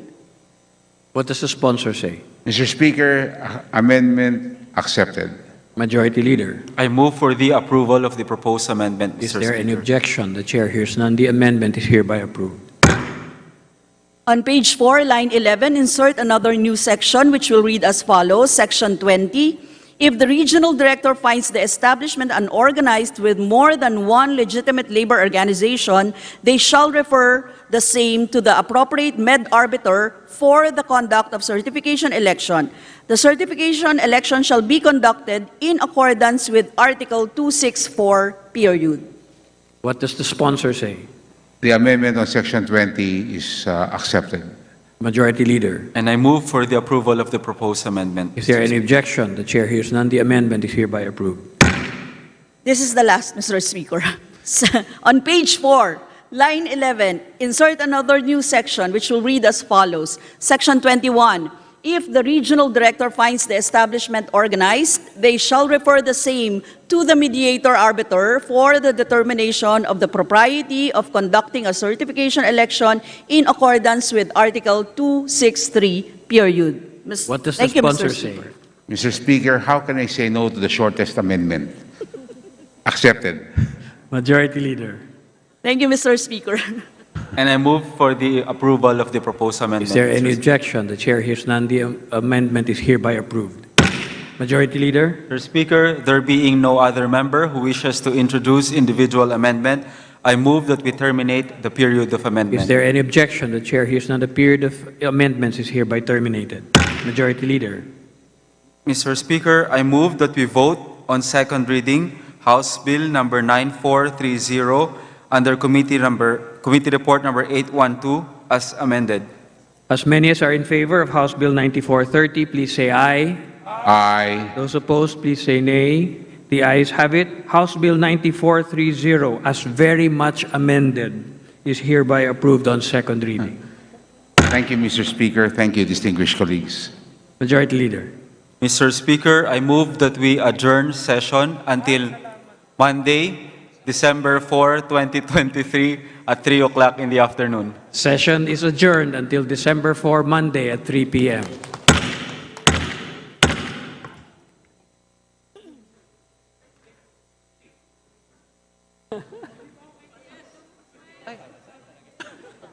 Dami natin ginawa.